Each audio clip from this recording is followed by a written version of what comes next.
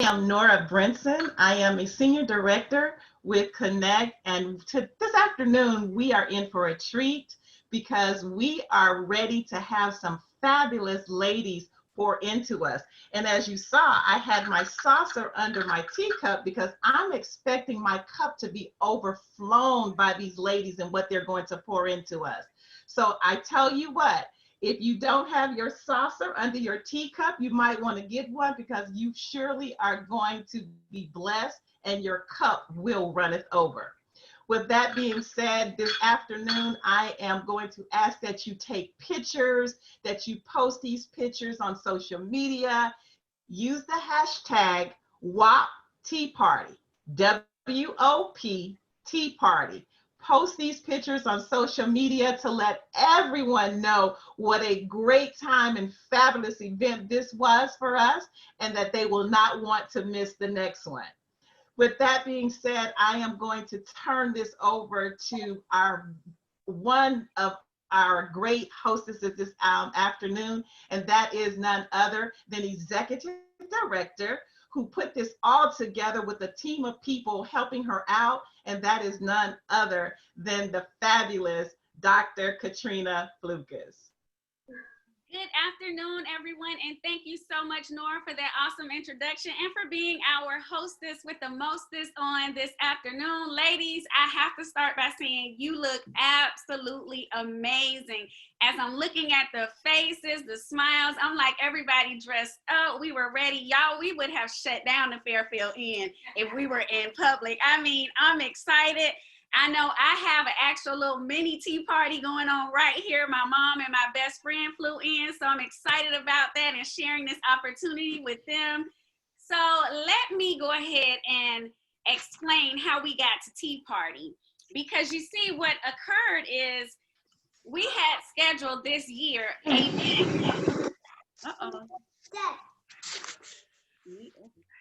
right. So we scheduled events for every other month. We started doing those events here in my home. And what ended up happening is we outgrew my home, which was a beautiful thing. So we were looking at doing our tea party, and we started with self-love in February, and then April was going to be the tea party.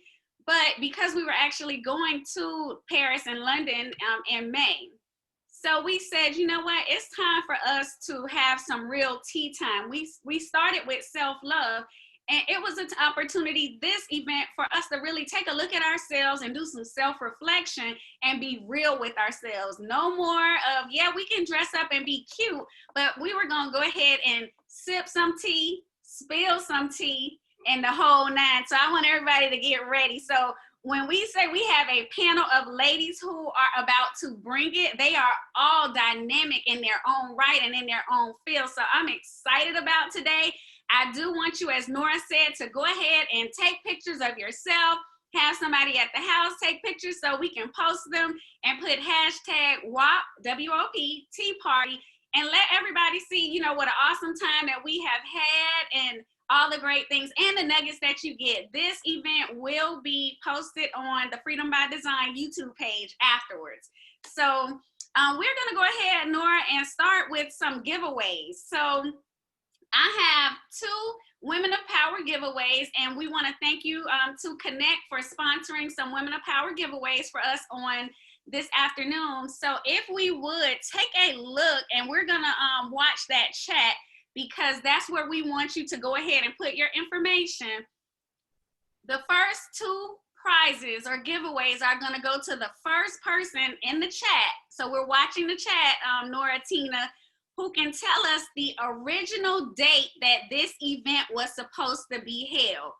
Month, day, and year. What was the original date this event was supposed to be held? All right, come on, ladies. Come on, ladies, put your thinking Month, caps on. day, and year. Somebody say, oh, Lord. Come on, ladies. Come on now. I see somebody checking those email posts. I love it. Get the information any way you can. Keep it, okay. Oh, gosh, I see April 18th, April 25th. April 2nd. Come on, ladies. April 14th. Come All right. on, the original date. Do you see one? I think I see one. We got one winner. Uh-huh. Waiting on the second one. Come on, ladies, post those dates. Ooh. I see August 8th. Uh-huh. Over here at my house, they're saying the 18th. All right, we got our second winner. All right. So the original date was April the 15th. And we got Renee Gross all the way from Texas. And we have the lovely and beautiful Dee Amos. So she got it right here in Georgia. And I know my girl knew because she was like, for the detox, she was like, Katrina, are we wearing our tea party gear? Because she was ready to go ahead and get it going. So Renee, we will get your address so that we can go ahead and ship your prize out. And what do we have? We have Women of Power tumblers for you ladies. So yes, and yes, we will be getting those to you. Aren't they beautiful? Yes. So Connect showed out when they gave us those awesome gifts. So ladies, we have a few more gifts. So be on the lookout, be ready, because we're about to get this thing going. So initially, we're gonna start with our Women of Power panel. And we have some fantastic ladies that are going to speak, and they're going to just, share about themselves. And I get the opportunity to actually introduce them. So I'm excited about that. And all of them, I know I've had an opportunity to, spend some quality time with them on various projects and things. But I first want to start with the first young lady, and her name is Alona Collins. We call her Tina, so you'll see Alona. She is a senior director with Connect. She's been with the company since November 14th, and her background is she's a retired hairdresser from Detroit, Michigan, aka Detroit versus everybody, as she always says. And a recurrent character in her life is Jeremiah 29:11. For the plans I know the plans I have for you. So understand, when Alona first was introduced to Connect, she was not for it. She was a single mother of two and a widower, and the Connect, it was for her. The Connect opportunity came right on time, and she'll kind of give you a little more as it relates to that. She has grown a large organization. I mean, she's quiet, but that sister has a massive team behind her. And she has used Connect to inspire herself and others. So I want to say inspire herself and others. It has been a great situation. Tina, welcome this afternoon to the tea party. Thank you. I have to say, you ladies look amazing. And I am so honored to be on this platform with all of you amazingly beautiful women. So thank you, Katrina, for this opportunity. Absolutely. So our first question, Tina, initially you had Connect, you were kind of like, MLM, do I really want to do this? What is this going to look like for me? Share with us how Connect has stretched you and allowed you to grow outside of your comfort zone. Oh, wow. What an amazing question. So first of all, I will say, no, I was not looking for a multi-level marketing opportunity, but as you stated, I was a widower. I lost my husband back in September of 2011. So I was kind of out there, questioning God a little bit, just for my whole situation, and just a little unsure. But as you said, my scripture is Jeremiah 29:11, and I just had to trust the plans that God had for me. So even though I didn't see where Connect was for me at the time, very, very good and close friends of mine, Felicia and Winchell Ellibert, they introduced this opportunity to me. And because of who they were to me, I leaped into it. But what I didn't know was when I did get involved into it, I didn't realize, I would be exposed to all of these beautiful, amazing people that would come into my life.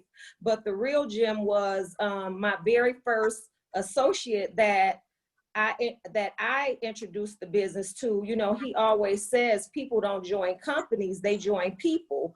So I knew, you know, I had joined Winchell and Felicia, but this young man, Anthony Cooper, as many of you know, he was a very good friend of mine, and I just asked him to do it, and he was another not for multi-level marketing. He, you know, he had done things like this before, so he was like, no, you know, no, T, I ain't interested. And I was like, well, hey, you know, I need you to do it for me. And, you know, for that, he did.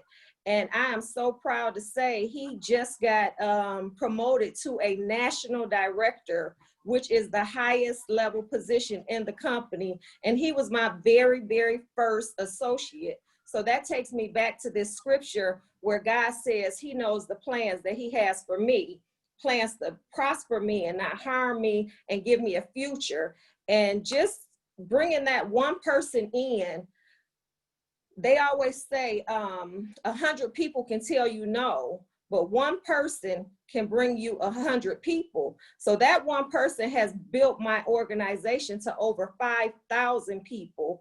And he was my very first associate. I didn't know in July of 2015 that I would be having to have a double mastectomy and going through this experience, going through these challenges. Life happens, and we always say in Connect, it's not if life happens, it's when. So life happened to me immediately in November of 2015, and I immediately had to sit the business down for 2 years.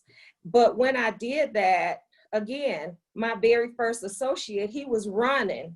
And I mean, my organization was growing, not from what I did, but from what I started. And I was just so blessed and honored, you know, to be able to come back. And along the way, like I said, I met so many beautiful and amazing people. And one of my angels, I have to shout her out, is Bernadette Wright, man. Oh my God.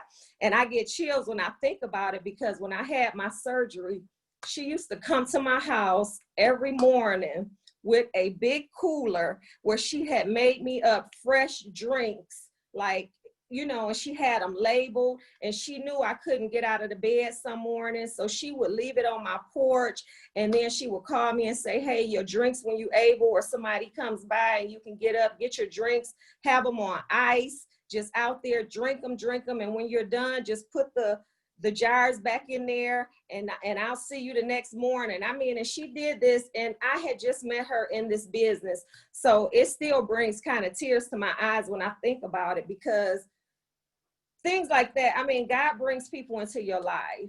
And I mean, I really am honored. You know, I have a free Mercedes Benz. My son is in private school, you know, doing well. I have my oldest son, he's in Georgia State getting his master's degree. So, I mean, when I tell you that I'm tired of doing life by my plan, I am now listening to God's plan for my life. And it's amazing. The journey is amazing. Absolutely. I absolutely love it. Thank you so much for sharing. And I know you are, so when you started talking about those drinks, I'm sitting here, I'm like, yesterday she made me a turmeric chai tea latte, and I'm texting her this morning.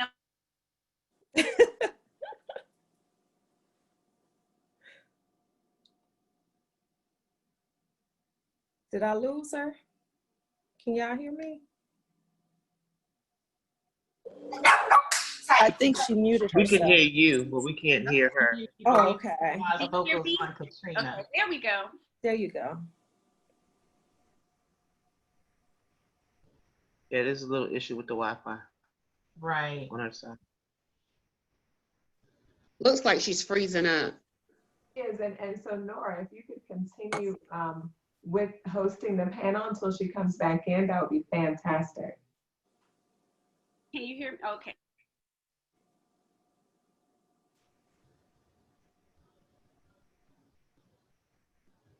Yeah, she's freezing again. Bernadette, do you want to go ahead? Okay, what we're going to do, we're going to keep going. She is going to see if she can make adjustments. There we go. And get this going. She's always prepared. It's just a matter of letting her know that we couldn't hear and she was going to move to another part of the house so that she can get this party and keep it going for us. Ladies, I want you to remember. Hey, are you there? We are here. Ladies, take pictures. All right. So let me make sure you're hearing me. We are hearing you. I was just All reminding right, you. perfect. So what I did, you know, I had 2 computers set up so that we would always be ready in case this technology did not want us to be great on today. So here we are. So my next person is going to be Avril Occilien-Similien. And I love my sister because she always makes sure she keeps me straight with that last name because there are 16 letters in those 2 last names combined. So I always want to make sure I get it right.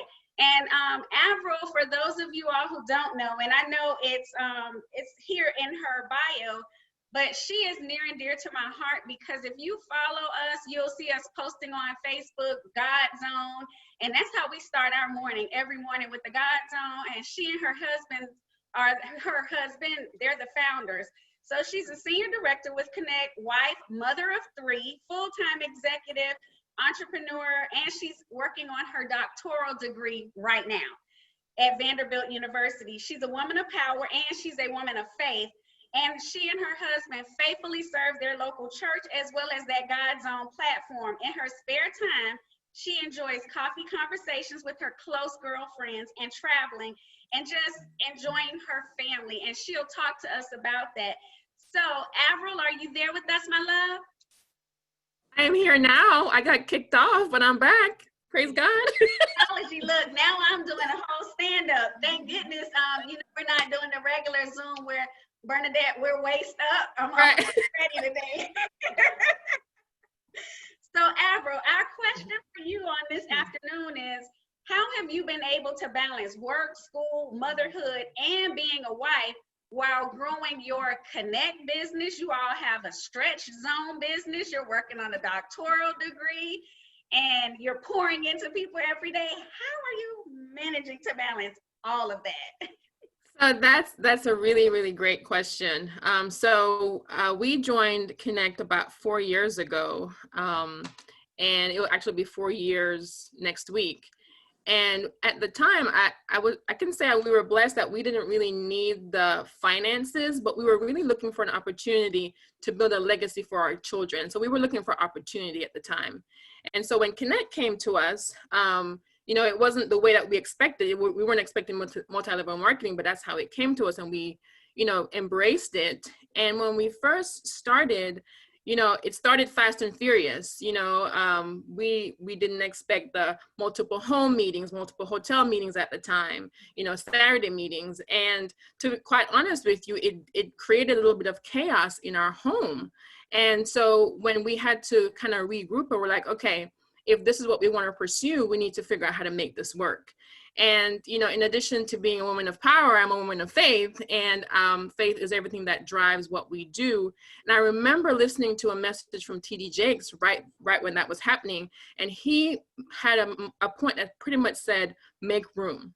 If there is something in your life that you want to add, if there's something that you want to pursue, you have to make room for it. You have to make space, unless it will create chaos.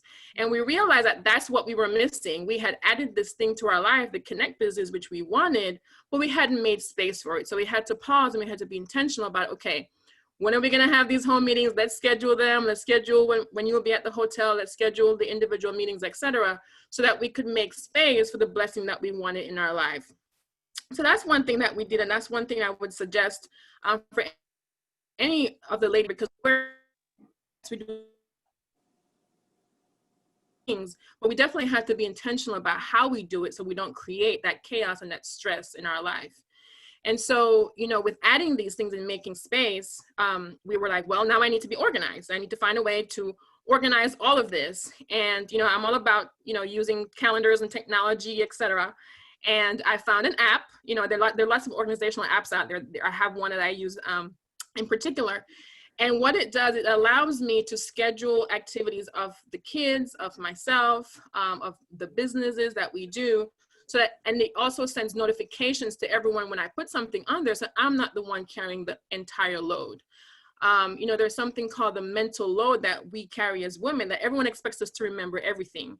And it can be a little overwhelming. And so what we need to do is to be able to offload some of that load to the people around us, so that we can share the load with other people, but still be great at the same time.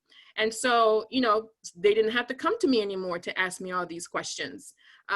They just go to the app. The app is called Cozy. It's COZI. That's the one I use. You know, I would ask, check it out. You can do a free version first, and then you can, you know, pay for the full thing. But there are lots of other apps out there as well. But, you know, I would put the information in there, print it out, put in the calendar, put it on the refrigerator, and they know not to come and ask me a question before they've checked Cozy. Because that's where it's at. And so it also helped with the communication as well. And so, you know, that's how we do it, because you have to be able to maintain everything in your life. So number one, we made room. I got organized in terms of figuring out a tool that I could use, and definitely kept everyone in communication with what was happening around. Trina? You know, I'm going back and forth because I want to make sure that we stay great. So for now, I'm just going to stay standing up so it can work out for us. Thank you so much. And I saw in the chat, because I ran over and I was looking at the other computer, that somebody put that app, and that's COZI.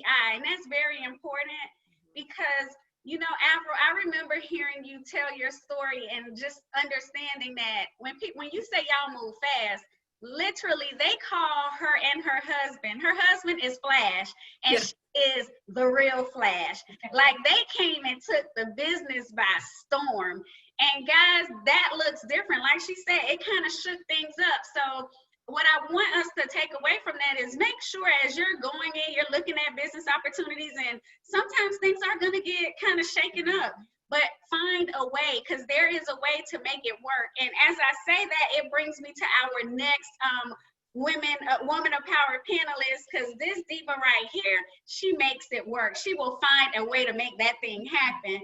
She is none other than my sister, Nannette Rolle. She is an executive director. She's an educator. And when I say she's an educator, she is also, I want to find the word, because she goes out and she supports other people so much, and she likes to be an advocate. That was the word I'm looking for. She's been with Connect for 4 years. Her and her husband, Lloyd, they received the 2018 Power of Leadership Award.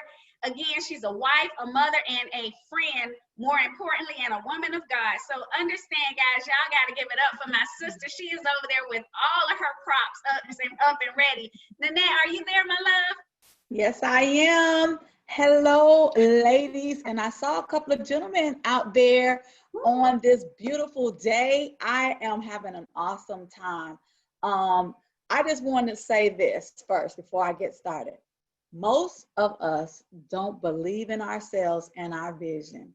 That's why we give up on our dreams. You gotta believe in yourself. And I say that to say is because when we first started this business, it didn't start off the way we wanted to. Actually the first 6 months was not good at all. We barely hit the first bonus, and after that, that was it.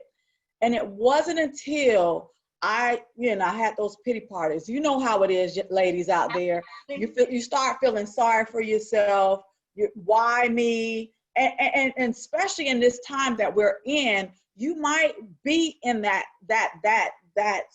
hemisphere of what's going on. Why me? What is my next step? But when you have a will and a way, it just takes it to the next level. And I remember 6 months in, and I remember a team that was just getting promoted. And I said to myself, enough is enough already.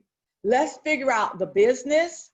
Let's figure out how, and just like Avril said, once I came up with a schedule, because I think every woman that's on here will say, when you're trying to start that business for the first time, you're trying to find that rhythm. And when you don't find that rhythm, you're miserable. Everyone that's around you are miserable. And once I found my rhythm, I got a schedule. I figured out my husband's strength, what my weaknesses were. And once we started playing and parlaying on each other's strengths and weaknesses, ladies, I was Sasha Fierce. I'm not even gonna lie. I made that thing do what it do. But one, I came up with a plan, and us having a schedule, having a vision, and having that in front of you all the time, to me, is very important, especially if you have kids and a husband, because they are an important part of what you do. So you know what, guys, now towards the end of this, and I'm not saying this is the end because there's so many new beginnings, I can reflect and look back on it with like, wow, I did it. Like this girl from Miami that went through a lot of adversities, she can do this. And I'm saying to you, it doesn't matter. Whatever business, whatever you're going through in your life, put that bulletin, put that vision, put that goal on the wall, and every week look at it and take baby steps towards it. So what I had before I get off, I had a meeting with a couple of young ladies, and this is one of the things I was telling them. Okay, write out your agenda for the week, and then look at Monday. What are you doing for Monday? Oh, I don't like to write. Well, just write 5 things. Accomplish those 5 things. Then go on to Tuesday. Then go on to Wednesday. By the end of the week, guys, when we got back together, guess what? They had an agenda full of activities and putting more things on there. But you got to get out of yourself. Guys, I want you to say this. I receive it. I receive it. I am abundance. I am abundance. I am happiness. I am happiness. I am prosperity. I am prosperity. Because God, guess what, guys? God gave you an ability. He knows what you can do. Get out of your feelings, boo-boo kitties. I love you guys. Back to you, Dr. Flucas. All right. Thank you so much, Nannette. I absolutely love her story because it's a story of perseverance. Many of us, let's just keep it real, we would have given up and said, you know what, I'm done. 6 months, I'm starting a thing and I only got 1 bonus, I only made 1 milestone, like we would have stopped, but she didn't. Remember what she said, she dug deep. And she had the pity party, so I'm gonna give us the pass to have it, but we can't stay in it. And she didn't stay in it. She kept pressing and moving. And she said something critical, especially for those of us who have spouses, significant others. They came together and identified strengths and weaknesses, and they played off of each other. And once they realized what their strengths and weaknesses were together, it was no stopping them. Like I said, 4 years in the business, and they promoted to executive director, the top 1% of the business. That's big time. Okay, so my final panelist, because we have 4 Women of Power panelists, is a phenomenal woman of power. And when I say she's a woman of power, literally, she was recognized as a woman of power by our company. In 2017, she got the Woman of Power Mentor Award. In 2015, she got the Power of Leadership. In 2014, her and her husband got the Rising Star. She's a mother of 6, happily married. Her background is in the medical and clinical field and physician recruiting. And she owns other traditional businesses, to example, trucking and commercial sweeping. So I say all that to say, when I talk about people and all that they've done, so we can get a frame of reference that these ladies are doing a lot, but they're still doing and making it happen. This beautiful young lady is none other than Rosanne Moreno. Are you there, my love? I am. You said young lady. I love that. I'll take that. So Rosanne, I want you to talk to us this afternoon. How has your Connect business impacted your personal and professional growth? Because you have a powerful story that a lot of people don't know about. I love to hear it because it makes me all warm and fuzzy every time, and it says to me, I can keep going. Thank you, Katrina. First and foremost, I want to thank you for this event. I'm just excited to see, I'm looking at Avril with her yellow hat, looks beautiful, and all the ladies out there, y'all look amazing. And this is what it's all about, women empowering women, and we don't see that very often. So Katrina, thank you for taking the reins on that. So grateful to be a part of this group. Affecting me professionally and personally, well, there's a lot there. And I started in the Connect business about 7 years ago. And when I started, I think other people might have said, she's a successful woman, but inside of me, which I'm sure there's many of you that you might be showing that on the outside, but inside, I was feeling kind of dead. I was feeling like I didn't really have a purpose anymore. I'd been spending my whole life raising my kids, taking care of them. And when you have a lot of kids, it's a lot of work. And then the husband as well. So there was just a point where I said, I don't think this is all that God had for me. I really feel like there's something else that he wants me to do. There's a purpose inside of me, just like there's a purpose in each one of my children and in my husband. And I was kind of sweeping mine under the rug. And I had gotten to a point where I really felt like I tell my kids, like The Walking Dead, they like to watch that show, get up, go to work, come home, bathe the kids, homework at that time when they were younger. And I just decided I needed to wake up. It was time to wake up, and really Connect is what woke me up, because I was losing my confidence. I was losing that I felt appreciated. I was losing that feeling young lady again. I was losing that feeling beautiful again. And when I connected here, look at who I'm connected with. So I have to say that being an entrepreneur, whatever it is, you really, maybe your calling is not to be an entrepreneur, whatever it is. But for me, entrepreneurship really nurtured some, really healthy habits, that I needed to get rid of some bad habits. I'm talking about nutrition and health, and something I'm working on right now. But in the beginning, also how to set your calendar, how to, organize your time, because you feel like you have no time, you feel overwhelmed. And that's where I was. So it really nurtured those healthy habits. And then really learning that I needed to continue to be a student. I had stopped being a student. I was dead.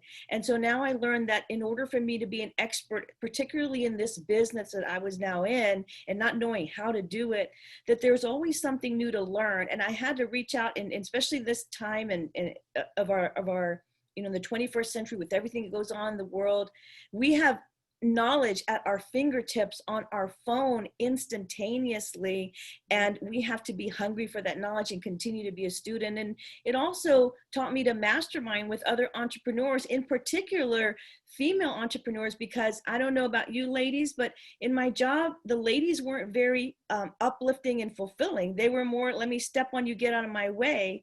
And so here I found a bunch of ladies actually wanted to, reach their hand out, pull me up, encourage me. You'll hear Bernadette's name a lot, because she's one of those people that has touched probably every single one of our lives. And you'll meet her a little bit later, but she's one who, got to where I wanted to be before. I mean, she had been there a long time before I'd ever gotten there in the business. So I was looking up to ladies like that. So, you've got to mastermind with other entrepreneurs. The huge part of your success comes from having a mentor, because there are hurdles they've already jumped over. They might have even tripped over, or they might have even have to gone around. And instead of what they say, a smart person learns by their mistakes, but a wise person learns from other people's mistakes. Well, that's what I was able to do, is really hook on and say, hey, well, I'm doing it this way. It's not quite the right way. I need to get a schedule together. Like Avril said, the different things that you learn from other ladies that maybe you didn't think about. And then the other thing, Katrina, is that it taught me to never be complacent with success. I think if you get in that place where you feel successful, you become a risk, because then you think that you know it all, and there's not anything. But look what happened in our world. Now we have to learn new ways to have a tea party. We can't get together, right? We have to learn how to do a Zoom. Some of us didn't know how to do a Zoom. So never get complacent, and understand that you're never the expert. There's always something to learn, and stay focused. It helped me to stay focused on whys, on what I'm trying to do, so that when I did feel beaten down, when I did feel discouraged, I just hook right back into that why and say, you know what? Understand that the law of compensation in whatever you do is your income is determined by how many people and how well you serve them. And Jesus Christ was the the servant of all servants. He washed other people's feet.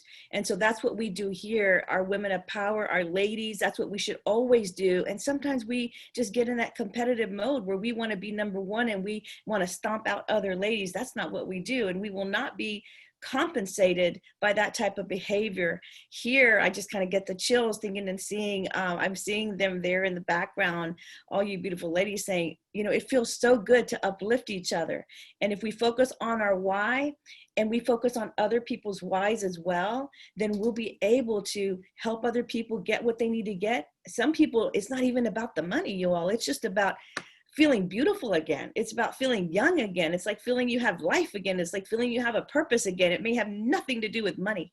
And so if you can serve people in that way, you will get what you need. So I want to say one more thing. I remember one lady that's super, super smart and beautiful and capable in my business. And she was just short of getting to a senior director, which is a top 3% of our company. And I didn't understand why she wouldn't move. And she said, you know, if I do this, I'm a little bit afraid because it's so much responsibility. So remember that too, that when you undertake these things, you are responsible. You're going to have people calling you. You're going to have people wanting you to help them. And that's what we should be wanting to do. But that fear can create us to be stagnant and not grow. So don't do that. Open up and be ready for that responsibility, because remember that verse, too much is given, much is expected. So back to you, Katrina. And you know, as far as personal life, I have 3 girls and 3 boys, and particularly my girls, I want to be an example for them that never be afraid. It's okay. Jump all in. And if you fall, just get right back up. All right. Thank you so much. As you were finishing your, as you were saying the last part of your sentence, I see my Tea Party crew over here. They were finishing that sentence with you, so they were excited about that thing. So, ladies, you just heard from our panel. Now, at some of our events, sometimes we would do a business presentation, but because we're as Nannette will say, we're being all dignified and, you know, we're looking all cute on today. So we're not going to do a business presentation. We did the panel because we wanted you to hear from individuals who have walked the walk. They've gone through it, the good and the bad. So it's not just, oh, we're painting some picture of everything being perfect. It is a lot that's required. You're going to have to work. Nobody is going to knock on the door and say, hey, here is the keys to the Benz. It's not going to happen like that. It takes some work. So ladies, the last question, and I'm going to go back to the top, and I will start with Tina. And then I would like, once Tina finishes, we'll have Avril, Nannette, and then Rosanne answer this question. What has been your most memorable Women of Power event? It can be local or it could be corporate. What was your most memorable event and why? And if we can sum it up in just 60 seconds. Tina, what was your most memorable event? I would have to say my very first Women of Power event was in Washington, D.C. It was a Bloom Women of Power event. And, you know, it was so memorable for me because just being around so many women and watching all the women just have fun together, just empowering each other, uplifting each other, and just from all walks of life, just come together and just form an amazing unity and bond. Like I have met so many amazing women, and that was always my goal when I became a senior director, that when I got to executive director, I wanted all of my senior directors to be women. Like it just gave me that strength and that power to want to just empower women and just bring my sisters along with me, you know, through the journey. So I would have to definitely say the Washington, D.C. Bloom Women of Power event. And Avril? Yeah, so mine was definitely the Vegas trip. Vegas, baby. It was my second Women of Power event and my first time in Vegas. And what better way to do that with 200 other beautiful, powerful women, right? And it was just a great time of bonding. There were so many powerful speakers and so many golden nuggets that were given out. And there was one session in particular. I think I'm going to say this was one of Bernadette's sessions. We're hearing her name a lot today. But she put up a quote by Brene Brown. And it really spoke to me, and I have it written down here. It says, vulnerability is not weakness, it's our most accurate measure of courage. And that really spoke to me because that year, my word for the year was courage. And it really redefined courage as a way of also being vulnerable, and being vulnerable meaning sharing your story, sharing what you're weak in, sharing what you're strong in as well, and just be willing to be open with people. And that really gave me the permission to just be open and be vulnerable with other people. So it was my most memorable event. Absolutely. And Nannette, you there? Okay, here you go. My most memorable event was Savannah. That was the year leading into me becoming executive directors. And we had two powerful speakers. And I think I was sitting next to you, Trina. We had a book, and I think you were audio in it because you're really good with the tech. And they told us to go and find people that were in the room that you wanted to reach out to. Go ahead and get that bucket list, out of the way of the people that you wanted to mentor. And I remember going to Rosanne, I went to Bernadette, I went to Casey. It was a couple other people that I went to, and that like literally changed my life, because they turned around and looked at me like, I know you. And when they said that they know me, how you know me? You know what I'm saying? It just made me, not because they knew me, but because of what I was doing. And it was like, just keep going. We see you. And just those encouraging words, it wasn't that, it wasn't like a big conversation, but those encouraging words, I think, propelled me to say, you know what, Trina, I can do this. I can do this. So you never know who's watching you. You got these divas. I'm thinking, oh, these kick butt divas know who I am. Man, I'm trying to get to where they're at. So that was like my most memorable Women of Power. And of course, last but not least, Rosanne. You're muted, Rosanne. Okay, I was thinking if this was America's Got Talent, the golden ticket answer would be Women of Power events, just like we're having today. For me, it was definitely the Women of Power event, all of them, but in particular, one that hit me was the Women of Power event in, I think it actually was Vegas. And what it was pretty much going back to what Nannette said, was that there was a lady who received an award. I don't even remember what the award was.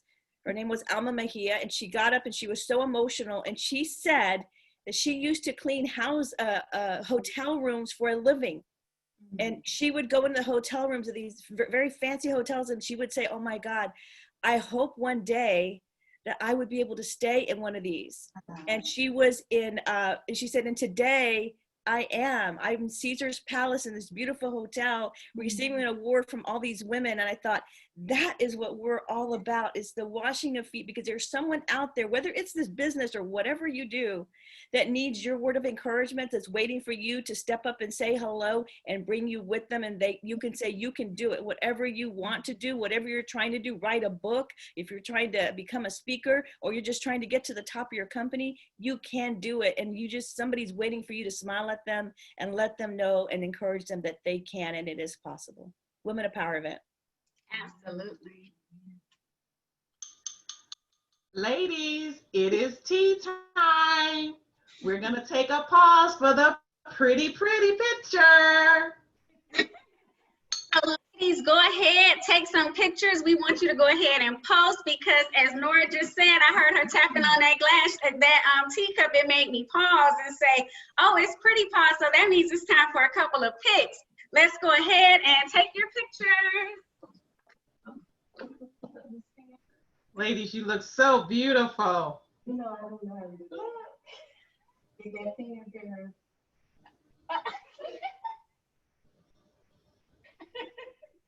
Okay, so we turn the camera. Did I flip it? Ready? Yeah.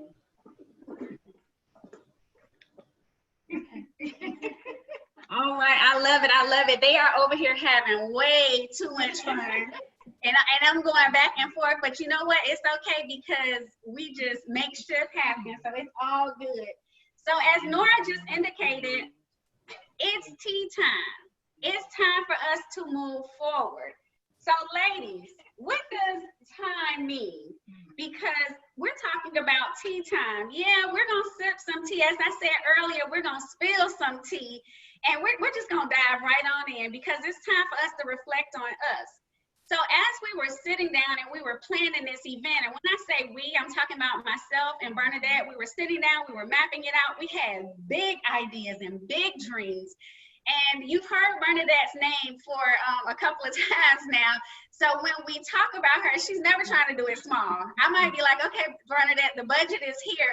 And she's like, okay, we're going to have stuff hanging from the ceiling. And I'm like, Bernadette, how are we going to do that?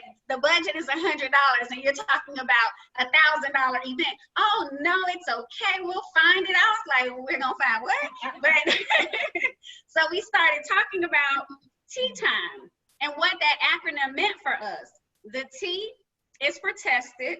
So I want y'all to get ready. The I is for the role of I in commitment. So today, we're not gonna be talking about other people. We're about to talk about us. We're about to spill that tea on us. We're gonna make us think. We're gonna check us. It's always gonna be about us. The M, it's time for us to talk about money. Money, y'all. Building legacy wealth. What are we doing? Generational wealth. It's time for us to talk about it. And the E, exposed. Anybody like being exposed? We like to expose people, but what about when we're the ones being exposed? So I want to go ahead and start with my first speaker because it's time, ladies. It's time for us to talk about being tested. This young lady is near and dear to my heart. When I say I love her to her core, to her soul. She has always been a girl boss, always. Goal-inspired, rising leader, building outside societal stereotypes. Understand that. Born in Chicago, Illinois, Bernadette knew early on that she wanted to break the mold. Upon graduating from high school with the highest honors, she became a first-generational college student, starting at Howard University in Washington, D.C. Later, she would become a successful practicing attorney, receiving her doctorate of law from Georgia State University right here in the ATL.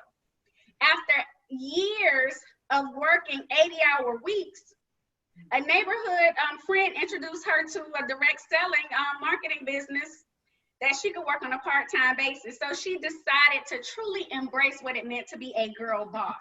You know, really looking outside of that, building outside of what the stereotypes say we're supposed to do. That decision would reintroduce her to a long lifetime friend called purpose. Anybody know purpose? Anybody know that friend? She thought she was just starting a business, but through the business, God opened up doors that would allow her to use a common platform to speak an uncommon word. Bernadette is my friend. You've heard each and every lady talk about her, but one thing I want you to remember about her is she's not just a friend. She's not just a woman of power, because she has been given the Woman of Power Mentor Award here with Connect, but she is an emancipator. So ladies, please help me welcome this afternoon to start us off with tea time and tested, none other than the beautiful Bernadette Clark-Wright. Hello, everyone. And I have to say, I am so honored to be here with you guys today. I got to start the way I'm supposed to start. Heavenly Father, I want to say thank you for your continued mercies, your continued grace. I ask that you remove me and that you speak through me to the people who are here to this call today. You have called every single person who is here to come get a specific word. And I say thank you right now in the name of Jesus that your will is going to be done. Amen. So I woke up this morning, and y'all know how I do. I don't know what I'm talking about. I know the topic. So I get up this morning, and God took me 2 different places. He took me to a message called Skin in the Game so that I could get the scripture. But then he took me to Harriet Tubman so that I could put it in context. So that's what we're going to be talking about today. But I got to go back for a second, because I remember traveling to Denver to this conference called Woman Evolve with so many of you beautiful ladies who are represented today. Katrina was there. I see Kabibi in the background with that yellow flower in her head. You look beautiful. I know that Nannette was there, Susan was there, Cherie was there, of course, my girlfriend Rosanne was there, and a lot of you are on this call today. And one of the first things that Sarah talked about was the fact that it had been so difficult to put that conference together. And she even talked about the fact that if I have to put my own money into it, and I'm gonna pause there for the cause, be careful partnering with people who aren't willing to put their own skin in the game, who are willing to put their own money behind the mission to make sure that thing comes off. So I think about what happened with that, and then it brings me full circle to where we are today. We're here. This was supposed to be, you know, of course, Katrina already told you, I'm gonna do it all bland style. Y'all's gonna be walking in, it's gonna be lights, camera, action. We was gonna have flowers hanging from the ceiling. Y'all was gonna be like, is this a wedding or a tea party event? Because the thing was gonna be crunk. But here's the deal. In this particular environment, things were not lining up the way they were supposed to line up. We started getting more people than we planned for, which is an amazing thing. So we needed a bigger venue, but then this happened. We're in a season where we had to shift, and thank goodness we were able to pivot and do things differently, which is why we're still sitting in front of you guys today. So the question becomes, how bad do you want it? Are you willing to make the pivot? Are you willing to pass the test? But I gotta tell you, I will start talking because I just talk extemporaneously. But before I do that, let me go ahead and get into this word. So the word that I was taking to, the scripture I want you to join me on, if you have it in front of you, it's funny, the title of it is called Supplies for the Road. Supplies for the Road. But he took me to Luke chapter 22, verse 35. And he said to them, when I sent you without money bags, knapsacks, and sandals, did you lack anything? So they said, nothing. Then he said to them, but now he who has a money bag, let him take it, and likewise a knapsack, and he who owns no sword, let him sell his garments and buy one. For I say to you that this which is written must still be accomplished in me. And he was numbered with the transgressors, for the things concerning me have an end. So they said, look, here are 2 swords. And he said to them, it is enough. Supplies for the road. So I'm thinking about this topic called tested, and a few minutes ago I just asked you guys, how bad do you want it? But what's really in my spirit is, are you passing the test or are you passing the test? What do I mean by that? It's 2 completely different things. Passing the test means you're going through it and you're learning the lessons you're supposed to learn, and you're going to be able to bring somebody with you. But passing the test is sitting back saying, I'll pass. I'm going to turn back around. I'm not going to do it anymore. I'm not interested in that dream. I'm not interested in that vision, because the test was just too much. So then Harriet Tubman comes up, which is the second thing that was recalled. I want y'all to really think about this as I talk about this journey of hers. And then I'm going to relate it back to me, and we're going to continue to talk about you all. But listen to this. Harriet Tubman was born into slavery. She was abused and beaten by several masters. And I got to say this again, several different masters, not just one, beaten and abused by several masters. And after she had been beaten and abused, she had this head injury that made her dizzy and made her sickly, and she couldn't really work in the fields. So imagine being a slave and discarded. We get discarded and we're not slaves and we're not treated as less than, but imagine being in this situation where you're even considered unworthy to serve as a slave. But in this situation, that injury that she had, which made her unqualified to even be a slave, qualified her for the work that God had her to do. So I'm here to tell somebody that she passed the test, because even though she was in this situation, she started to have these visions because after the injury. She started to have these dreams after the injury. She started to listen to what God was telling her to do. And so when she went back and forth those 13 times to free other folks, she had a guide and she had an advantage, but her advantage, y'all, was that she had passed the test. So the question becomes, when it's your time to be tested and it's your time to go through something, are you passing the test or are you just passing the test? Meaning, I'm gonna sit back. I'm gonna let somebody else do it. I can't be the one to do it. But let me tell you something. You have to pass the test because someone else's freedom is attached to you passing that test. Not just the way Harriet Tubman did it, but the way Katrina is about to do with Exposed, the way Rosanne is about to do it when we start doing Backdrop, the way so many of you on this call are about to do it in the way that you're supposed to do it. You have to pass the test. So when I started looking into this scripture and said, Lord, why'd you take me to this scripture? And I started thinking about it, supplies for the road. Guys, we're gonna go through some things. Nannette just sat there and talked about the fact that even when she started her business, things weren't going the way that they were supposed to go. She hadn't even really made any money, but she had found some people that she could go talk to and get those things available. The supplies were already there, but you got to decide you're going to go get them. You got to decide that you ain't going to quit. You got to decide that you want to pass the test. You got to decide that you are the one. You got to decide that when he called you by that name, that you're going to accept it and that you're not going to listen to your foes, but that you're going to listen to your Father. You got to decide that you're going to pass the test. Okay? So I look at this scripture and he talks about the fact, when I sent you out, did you lack anything? Their response was nothing. They lacked nothing. So every single time we go through a test, we get so focused on the test that we don't realize that we already got the supplies for the road, because everything you need is already in your house. Everything you need is already in your system. Everything that you need has already been placed inside of you. So when I hear Nannette talking about the fact that sometimes we don't get where we're supposed to go because we're not believing in ourselves. Are you not believing in yourselves because you had different masters that were beating you down? Ooh, I think I might have hit somebody's toe with that. Is it because you had different masters that were beating you down? Because if money is your master, it's going to beat you down one day, because there's going to be a day when you don't have it anymore. And then you're going to find yourself chasing it. So they can't be your master. Is success your master? Or is the title your master? Because when those things become your master, when you don't have them, it's going to beat you down and you're not going to pass the test. So we have to begin to ask ourselves those questions. And so I look back even on my own life and I say, you know what? You people see kind of where I am today, but you don't see the journey. You don't see the 20 years that I had to go through to get here. You don't see the girl who grew up in Chicago with a loving, praying mother who I see over there with her purple hat on, joining us on this webinar today. Mother, you look amazing. I had to stop and say that.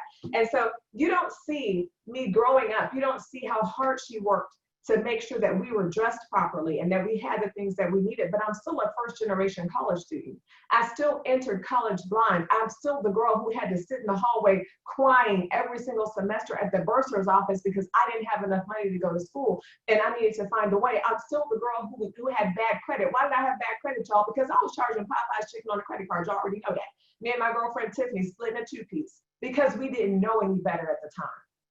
I'm still the same girl who had to stop going to college for a minute and figure out, do I want to graduate from Howard, or is it more important that I graduate? So I move and I end up here in Atlanta alone by myself with nothing but me and my cat in a car working at Red Lobster. I end up back in school. I finally graduate. I'm sitting here going, okay, I finally graduated. What am I going to do next? I want to go to medical school. But that didn't happen because when I got to California with my mom to look at medical schools, I found out I'm pregnant. I'm about to be a single mother. So instead I say, okay, how bad do you want it? How bad do you want to be the mom who can take care of your children? How bad do you want to not have to tell them no to things and to be present? So I decided I was going to go to law school instead. But then I went to law school, y'all. And I graduate. My mom comes down. We have this wonderful party. Within a week of me graduating, my house is burned down. I'm homeless, studying for the bar exam. Tested y'all. I'm homeless, studying for the bar exam. I passed it the first time. I ended up getting married to a wonderful husband. We have another child. We have the houses, the dogs, the cats, and all those things that people like to see, right? And it's the life I thought that I wanted. But then the real test came. The real test came when God sat me down and said, okay, you have everything that you want. You're doing everything you want. Are you willing to give it up to do what I need you to do? The real test came. I thought I was passing all these tests and these hardships and things along the way, but the question becomes, are you willing to do what I want you to do? Are you willing to do what I told you to do? So I haven't practiced law in probably the past 2.5 years. I haven't had to take a case because there were some other people who needed some freedom from another direction. There are some people who needed to hear what he put inside of me, just like there's some people who need to hear what he's got inside of you. There are some people who need to see the invention. There are some people who need to read the book. So what I'm here to tell you is that when we talk about that T and we talk about tested, the test is not whether or not you're getting everything you want out of life, whether or not you're persevering through the financial storm, the emotional storm, or any storm you're going through. It's whether or not you are really responding to your calling, and are you willing to walk away from anything else that does not line up for that. That is the real test. So when I look back on all of the tests and the things that we've had to go through, and I say, well, there are some cases, to be honest with you, when I was being tested, I passed on a couple of them tests, y'all. I've been guilty of that. But the major test when it came along, I'm glad to say that I passed it because I realized it wasn't about me.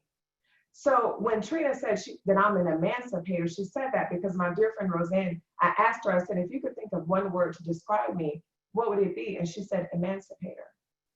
And I'll never forget it. And I sat back and I thought, my mission is to help set some other people free. But I got to tell you, I believe that everyone on this call has a mission attached to them that has to do with somebody else's freedom.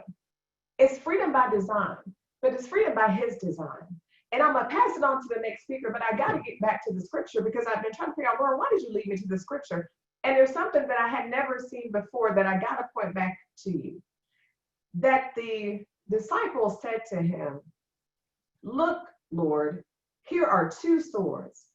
And he said to them, it is enough. Y'all, when we're out there and we're in the middle of the test that we must go through, we think we're fighting alone with that 1 sword, but it's 2 swords, y'all. I'm gonna say it again. We think we're fighting the battle alone with that 1 sword, but there are 2 swords, y'all, because he's always got our back. So whatever test it is that you're facing today, whatever test you've had to face in the past, I want you to count it all joy because your experience is going to bless somebody. Your experience is going to help navigate someone else through that same trial and that same test. Whatever it is that you've gone through, whatever tests are in your life presently or in the past, all that does is involve you into this place called testimony. And what is a testimony designed to do? It's designed to help somebody else keep going. It's designed to lift somebody's head up, to have their eyes look up and say, you know what, I can do this. It's designed so someone doesn't feel like they're alone. So I'm going to beg each and every one of you to pass the test and stop passing on the test. I hand it back to you, Katrina.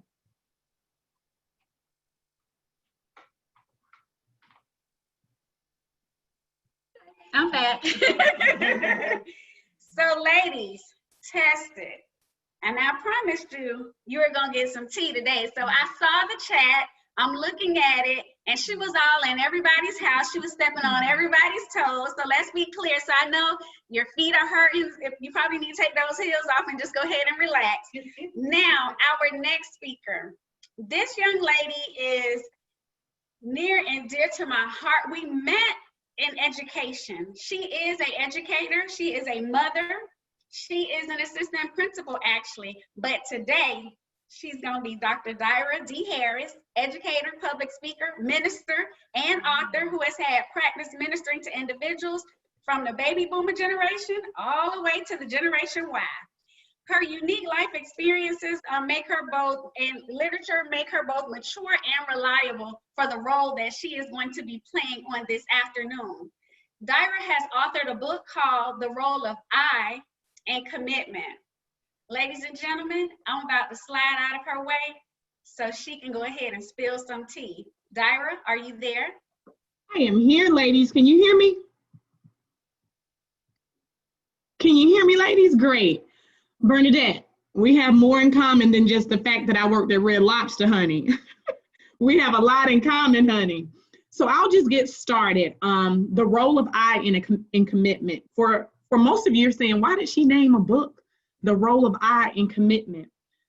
Just some basic facts in layman terms. The letter I is what we call a mirror letter. That means if you split the capital letter I vertically and you split it horizontally, it mirrors itself. I is the 9th letter of the alphabet, and when it stands alone, I has so much power. The letter I means self. It means ownership. It means power, dominion, and proprietorship. When we use I in a sentence, that means you're preparing to make an assertion. You're either going to make a claim, you're going to confirm who you are, or you're going to disconfirm who you are. I is not about what you do, it is about who you are. For example, when you guys got the invite to come to the tea party, when we said it was tea time, the first thing that you saw on the flyer was information pertaining to each speaker. 4 amazing women with bio snippets that could stand up against anyone, right? You heard the fact that we were CEOs, entrepreneurs, attorneys, and authors, and businesswomen. Bernadette spoke about the fact that we can't allow our titles to be our masters. So I means I'm separating myself from a title of what I do, and I'm identifying myself based upon who I actually am, okay? Who am I? I found myself to be 22 years old. Not now, I wish, but back then I was 22 years old. I had a brand new house. I had my career job, 2 beautiful twin boys. Much like Bernadette, I didn't have cats, but I had dogs, and I still didn't know who I was. So anytime we're lost in who we are, we do 2 things. Either we separate ourselves from everybody and we come into a state of isolation, or we drag down everybody that's connected to us. Now, at the time, I would not admit that I was dragging my husband down, but that's exactly what I was doing. I was so lost, and I hadn't had a true identification of who I was, so I began to blame it on the marriage, right? The marriage is wrong. Because it's easier to say, this is wrong, than I am wrong. So the role of I in commitment was truly a spirit-led title. It came because I found myself in what I would call a hostage relationship, right? Everybody's ready to hear all the tea. Was it abusive? No. Was there infidelity? Nope. Well, why would you say you were hostage? I don't know if you guys have ever been in a situation where it's completely dark to the point where you couldn't see the hand in front of yourself. You cannot physically see your own hand. That's where I was. I knew I existed, but I could not identify even the own fingers on my hand because I was that lost, okay? So I began to get this selfish standpoint, and I identified my marriage as a failing marriage because it was easier to say that the marriage was failing opposed to I failed myself. And when I asked myself, I said, why am I feeling this way? Why am I going through it? I realized it's because I couldn't be happy in the marriage because I didn't understand I. The word I, when we're talking about ourselves, is the smallest unit of identification. No different than our fingerprints, our DNA, our X and Y chromosomes that are influenced by heredity. I talks about uniquely being self. The same is true when we identify the makeup of the word and what it truly means, right? So here I am, fast forward to 2012. By this time I had been married almost 8 years, okay? And I found myself sitting in the divorce attorney's office. Bernadette, you weren't that attorney that I was sitting in the office of, but it probably was one of your girlfriends. So I'm sitting in her office, and the attorney, she said, you look relatively young. How old are you?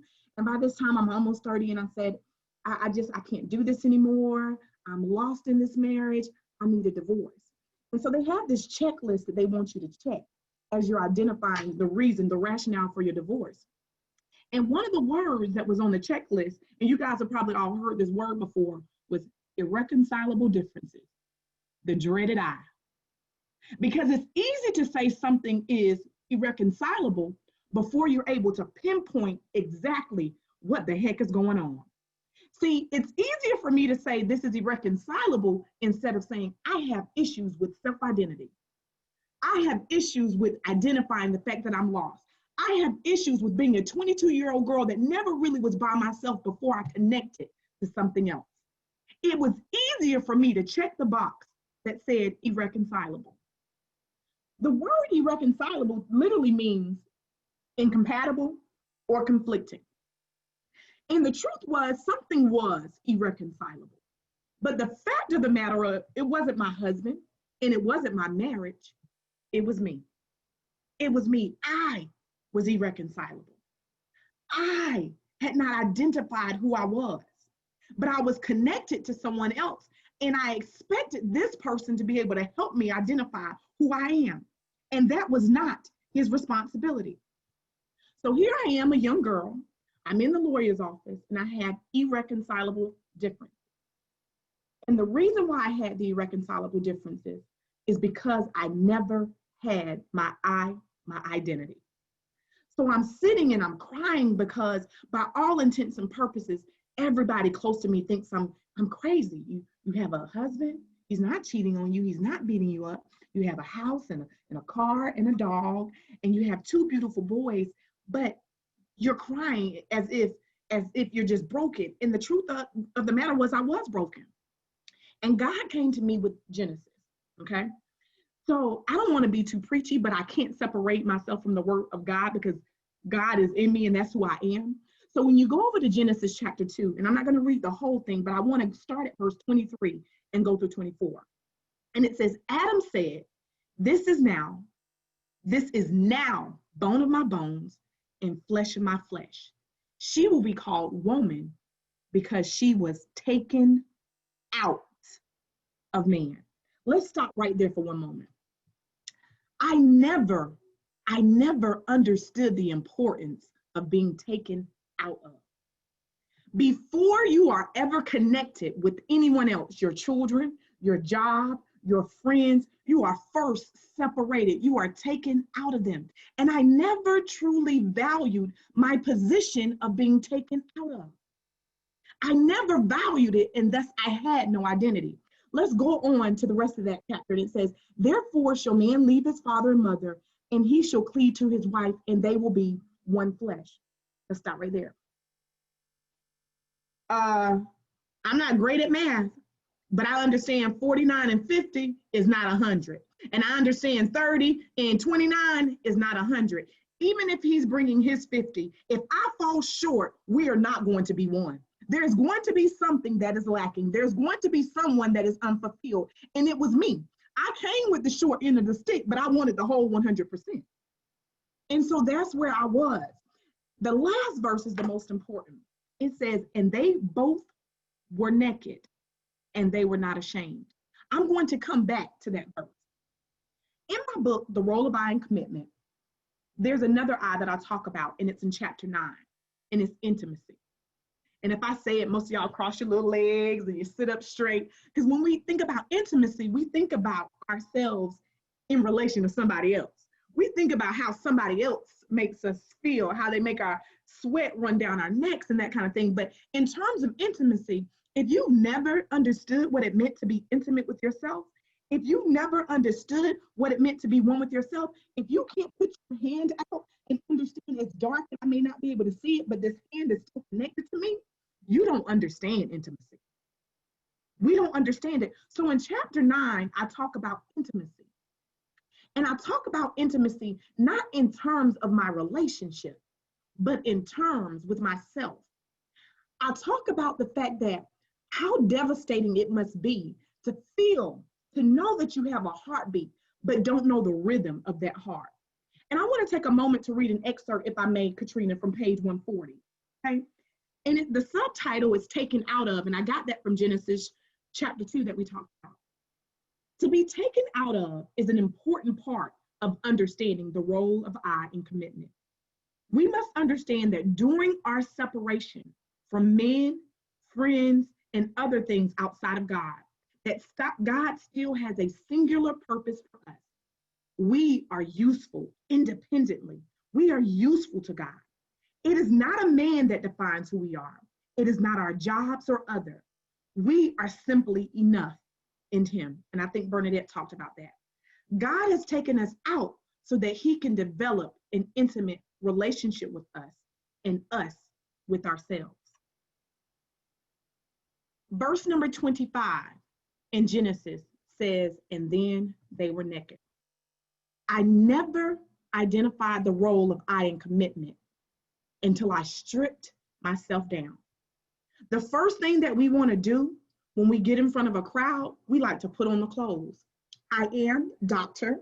Dira Harris. Please make sure you say the doctor.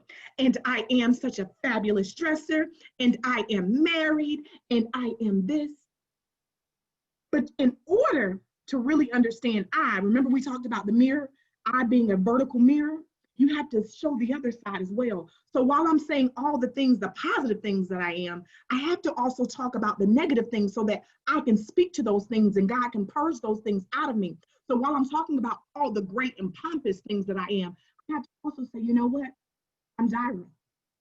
I too am a first generational college student to a mother that was a crackhead. And I had a father who was abusive. And I'm a rape victim, but I am still enough.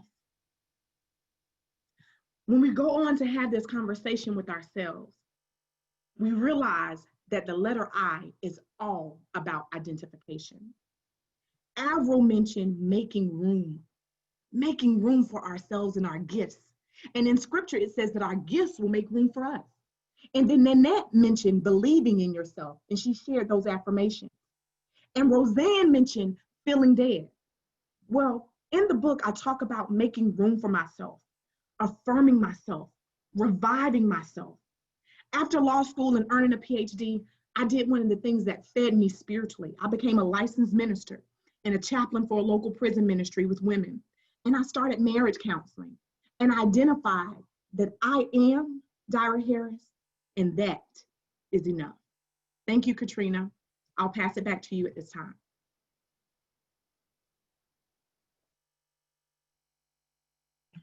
All right, y'all. Whew, I was over there taking my notes, getting my mind together because she came through and was coming for a lot of us once again. So ladies, I know you probably like, it's getting hot in here. Go ahead and sip some tea, boo. Let's go ahead and make sure we got everybody muted because we're going to keep this thing going. So our next speaker, y'all ready to talk about money? Because money. We've been tested.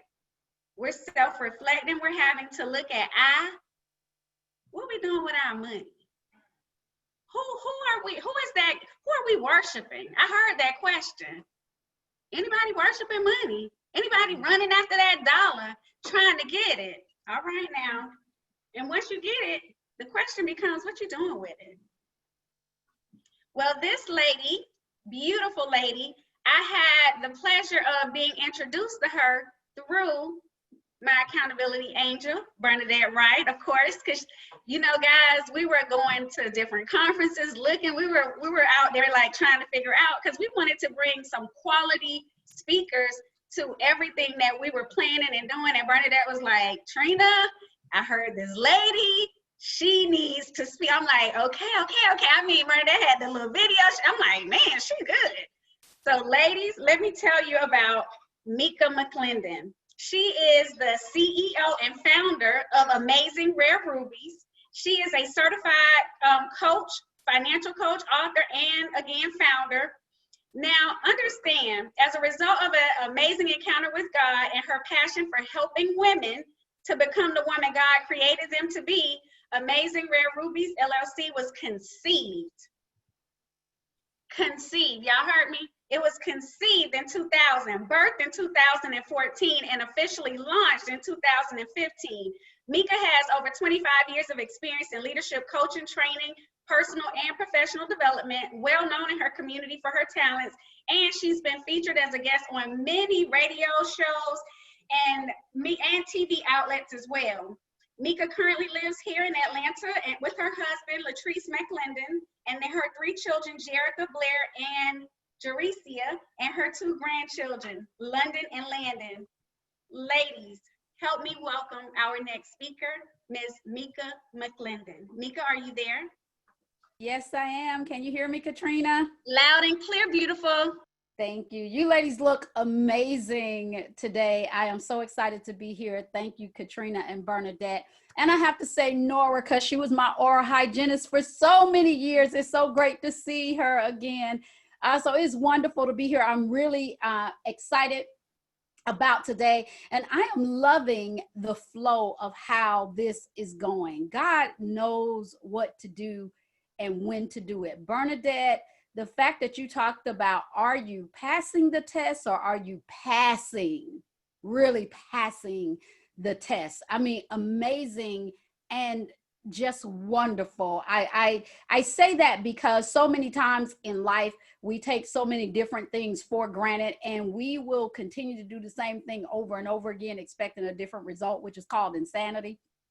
And that is one of the times that we're just kind of passing through the test and not really taking the test in totality, how God has intended. So I thank you for that. It was very awesome. I had the opportunity to speak with some of you all in April.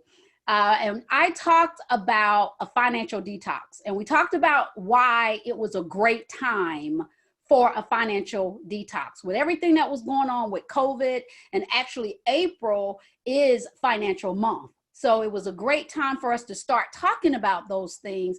And we began to talk about the 5 steps that you could take to start your actual financial detox. And those 5 steps were: number 1, to always pray about it, to make sure you're aligned and in alignment and guidance and clarity with what God has for you. Step number 2 was to do a self-assessment. And that's where we had to own up and be true to ourselves. Who are we? Where are we? And what do we do to contribute to where we are at this point in time in our life? The third thing was to identify what we wanted to change, to really hone in on what is it about our finances that we want to work on and change and make better. The fourth thing was to identify what had been blocking us all this time. And when we talked about blockage, we talked about the 4 main areas that blocks us in just about anything in life. And those 4 areas are either fear, embarrassment, lack of knowledge, or lack of confidence. So after we identified the first 4 steps of everything we needed to do, step number 5 was to apply what we call the how formula. And it's a sentence that God gave me that we can apply to all parts of our life.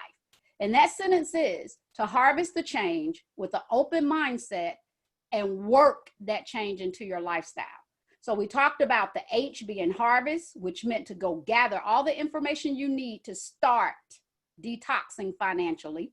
Then we talked about having an open mindset. The O is open, to process the information as though you've never heard it before, because so many times we hear things and we just nod and agree like, yeah, I heard that before. My mommy said it, my dad said, my auntie, but we really don't take it in with new open mindsets. We take it in with the old mindset. And then we talked about, after you take it all in with the open mindset, to begin to work those particular things that you've learned into your lifestyle, one at a time, prioritizing them based on where you are in your life. What do you need to do, starting with where you are? So today, I want to expand on that, and I want to talk to you about the importance of giving birth to your financial legacy. Giving birth to your financial legacy. When God gave me this, he gave me Proverbs 13:22. And Proverbs 13:22 says, a good man leaves an inheritance to his children's children. Yes. We got to leave an inheritance. And when I begin to think about the word inheritance, what came to me in the spirit was legacy. So he began to work with me on, let's talk about and understand what legacy really means. And so here's the definition that God gave me for legacy. He said, legacy is leaving established groundwork that awards consistent growth, yielding financial increase. I'll say that again. Leaving established groundwork that awards consistent growth, yielding financial increase. And I thought, wow, so our legacy is basically something that should keep on giving. And we're talking about it from a financial standpoint today. How does that keep on giving? And I thought, okay, Lord, I need a little bit more on that. Well, my daughter, Jerica, is into etymology. And so I've played with it here or there and gotten some, you know, definitions and words broken down. And so he led me to do some homework around what does legacy really mean when you look at the etymology of it, right? And so I looked that up, and it's from the root word, it's a Latin root word, legare, Legare. And so as I looked it up, I said, okay, God, I get it that it's a Latin root word, but what does it really, really mean? Because we need to understand why we truly need to give birth to our financial legacy. We've detoxed. We're ready to start doing right with our money. We're not going to make our money a God. It's not going to be bigger and higher than you, but we need it to function in this world, in today's society. COVID has people unemployed, can't pay their bills. So Lord, we got to really understand the importance of why we need to start birthing this financial legacy. And so he gave it to me. Legacy. Leg means to commit, to collect, to get. So I thought, wow, to get, to collect, that's deep. What does legacy means? You got legacy. What does that mean? And for a C, he gave me quality. When I looked it up, did the etymology. So legacy means to get quality, to collect quality. And I thought, wow, we need to make sure we're leaving a quality type legacy that people are getting, that people are collecting. Now, one of the things I truly believe is that whether we know it or not, we are always leaving a legacy. So it's better to leave the legacy you intended to leave versus allowing one to be left for you that you did not intend. So I said, okay, God, help me with this one a little bit more. How do we begin to do that? Because that's important. It's great for us to talk about it and know, but we have to walk away and understand how we actually do this. And so there are two things that God gave me that we need to do after we pray about it. Because, you know, I always believe the first step in anything is you need to pray to make sure you're doing the right thing for the time and the place of where you are in your life. So after you pray about it, and after you do your self-assessment, right? Don't take your ownership, be truthful about where you are. Here are two things that he gave me, which actually go hand in hand. Number one is identify for yourself, what does your legacy look like for you? What does your financial legacy look like for you? Number two, identify what type of financial legacy you want to leave. Now you may say, Mika, those are very similar. They are, but you need to be able to answer both of them so that they come together as one. Why is that? It is important that we begin to be right where we are. And you can't begin to be unless you understand what type of financial legacy you truly, truly want to leave, and what does financial legacy look like to you. So after understanding that, God gave me 3 places of where we could really start. Again, beginning to be right where you are, because each one of us on this conference today, we're in different places, different times and areas in our life. We're not all on the same journey. So in order for us to begin to be right where we are, I said, well, God, I need to be able to say, how do you do that? And what does that look like? What does that sound like? So that these women can pick up what these tidbits are that you're giving me. They can pick them up for the journey that they're on and begin to move with them. So here we go. These are the 3 things that I really want you to take away outside of what legacy means and the etymology of it. And there are 3 types of financial legacies that I believe we can leave, and we can start at any of these points. The first one is the knowledge of money. We've got to start educating ourselves, our children, our grandchildren, educating ourselves on money. You may not be at a point where you can leave the actual substance of money, but you can start with the knowledge. Learn about how money works. Learn about the value of money. Educate yourself and pass that knowledge on to the next generation. And as you pass it on, we want them to apply it. Now, you hear a lot of people say that knowledge is power. I'm a big believer that applied knowledge is power. So educate yourself, start where you are. If you're not able to leave the actual money itself or a actual form of, begin to educate yourself. I say that because I use my husband, and he brought a lot of financial acumen to our marriage. And it was a gentleman in his life who has since passed. He's passed several years ago. His name was George, and he educated my husband on money. Now, it was up to my husband to determine what he was going to do with that. But you got to educate yourself first. So that's number one. Number two, the second legacy that you can begin to leave is a legacy that shows how money works behavior-wise and habit-wise. Pass on how the behavior should be with money. What habits should you have around money? What do I mean by that? For example, pay yourself first. We hear that all the time. That's nothing new. The problem is people don't do it. You got to apply it. Begin to model that habit so the next generation can pick that up. And they know when I get my first job, or I'm cutting somebody grass, I'm delivering newspapers, I'm working in the grocery store, which was my first job. I was a cashier. And I get that first check, I know to pay myself first.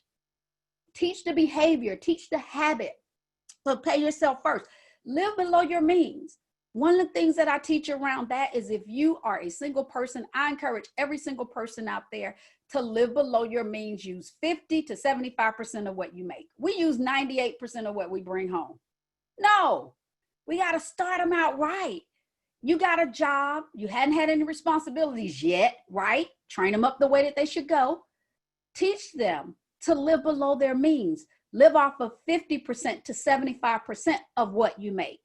My husband even taught that to me as in my older days. Again, I'm married, so of course, you know I was older then, right? But he taught me that through a conversation that we had. He used to work for the government, and when he went from working for the government, he started working for Shell Oil Company. And in that transition, he got a raise.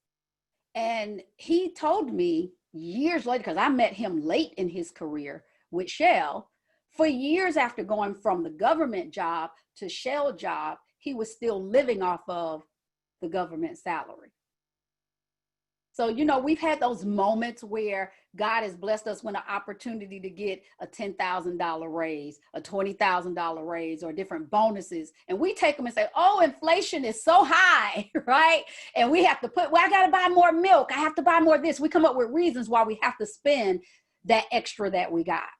Well, when he went from the government job to the Shell job, he kept living off of what he was making for the government. So as he got raises throughout Shell, he was able to begin to invest and put different things aside for himself. So we got to learn how to live below our means. And I know I said if you're single, but if you're married, I encourage married couples that have two salaries, live off of one. And the best thing you can do is live off of the lowest salary. Why? Because worst case scenario, if the person with the highest salary lose their job, guess what? You're still good. So live with below your means. That's a big part of behavior and habits. Pay your bills on time. I know we've heard that 1,000 times as well, but a lot of times we don't do it. I know there are grace periods out there, but use the grace periods when you absolutely have to. That shouldn't be a habit that you use the grace periods. They should be there, and your history should be so good and so well that when you do need to use a grace period, it's pretty obvious to your creditors or whomever, okay, yeah, this person must have fell on some hard times, because that's not the norm. So pay your bills on time. Last but not least in that one, having an emergency fund and a living expense fund, which we talked about. Teach that behavioral habit of why they need to have that money put to the side. So teach those behaviors and habits. The third one, number 3, is continuous wealth building. Continuous wealth building. So that means you got the education, you know the knowledge of money.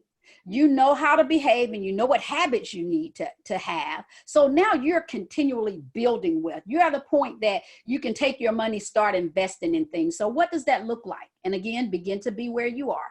Maybe you can't go buy property right now, but you can start a savings account.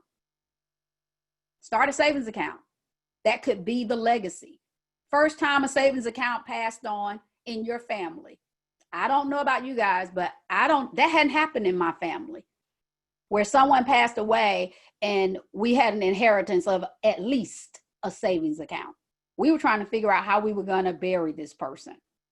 So start again, begin to be right where you are. It could be a savings account. Do a 401k. It could be where you're buying real estate, land, or you may have a vacation home. Even art, because art appreciates. So you can look at some different things that you can leave as your financial legacy. But the key is we've got to start.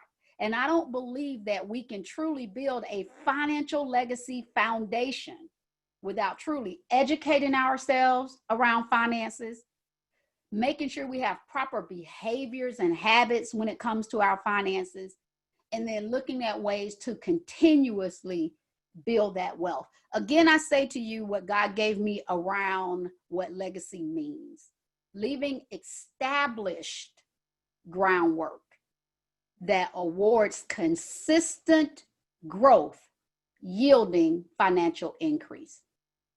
Whether that established groundwork is a $500 savings that somebody has now been educated on, somebody now understands the behaviors that they should have and the habits that they need to be walking and talking. It could be a $500 savings that they begin to build on. That maybe when it's your grandchildren or your grandchildren's children, that $500 becomes $5,000. That still is positive financial legacy. And that, ladies, is what we have to start doing. As always, you have to remember that legacy is intentional. It has to be intentional. Don't let the world decide your legacy for you. Make sure you are intentionally leaving the financial legacy you would like to leave for your family. As always with Amazing Rare Rubies, we pray that all of our lessons are a blessing to you, and we always encourage you to keep God in every decision made, lesson learned, and message taught. And as I close, I have the honor of closing out with introducing to you our wonderful host again, Dr. Katrina Flucas, and she's going to speak to us and talk to us from the subject of expose.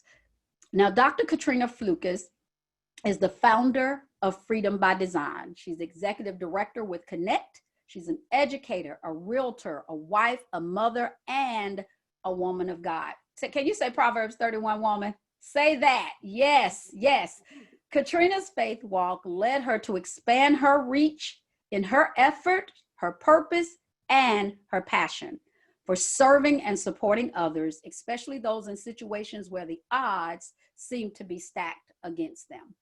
God implanted the Freedom by Design movement in her womb, and she birthed it on the principles of engage, encourage, and empower.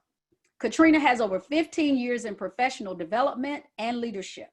She has been featured as a speaker in the network marketing fields, reaching to guide new associates in development of the skills necessary to be effective. She's hosted bi-monthly Women of Power events in the Atlanta area, and she facilitates daily talks on Facebook Live. Now, I don't know about you. If you have not been on one of her Facebook Lives, you need to join them. They're on Mondays and Wednesdays and Fridays at 7:30. She would definitely bless your soul. Katrina currently lives outside the metro Atlanta area with her husband, Frank. Her son, KJ, has recently relocated to Miami, Florida. Please help me welcome our wonderful hostess for such a tea time as this, Miss Katrina Flucas. Good afternoon, everyone. So, I am E, exposed. And y'all see I'm totally exposed right now, because anybody who knows me knows I want to have that background behind me. I want all of this to be absolutely perfect. So it is by no accident that he has exposed me and said, you know what, you're going to do it my way, the way I would have you do it. It's not going to be perfect. And that lines up with my life, ladies. You know, I was preparing for this event, and like I said, Bernadette and I have been talking about it for a while, and we had all these grand plans and all of this stuff. And then he said, no, it's going to look different. And what I noticed about every event that we have held, the right people were always in the room. The people who were supposed to be there were there.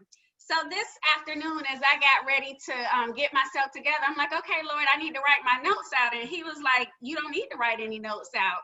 You already know. And I'm like, okay, but I talked about that already. He was like, well, you didn't delve deep enough. I need you to go a little deeper. So I'm like, okay, I'm looking, I'm like, okay, am I supposed to define it? Expose, what does it mean? Uncovered, not hidden. And he was like, yeah, you're gonna be uncovered and not hidden on today. So my scripture that I'm gonna start with, guys, is Jeremiah 1:5. Before I formed you in the womb, I knew you before you were born. I set you apart. Guys, the first chapter of my book is called Ready or Not.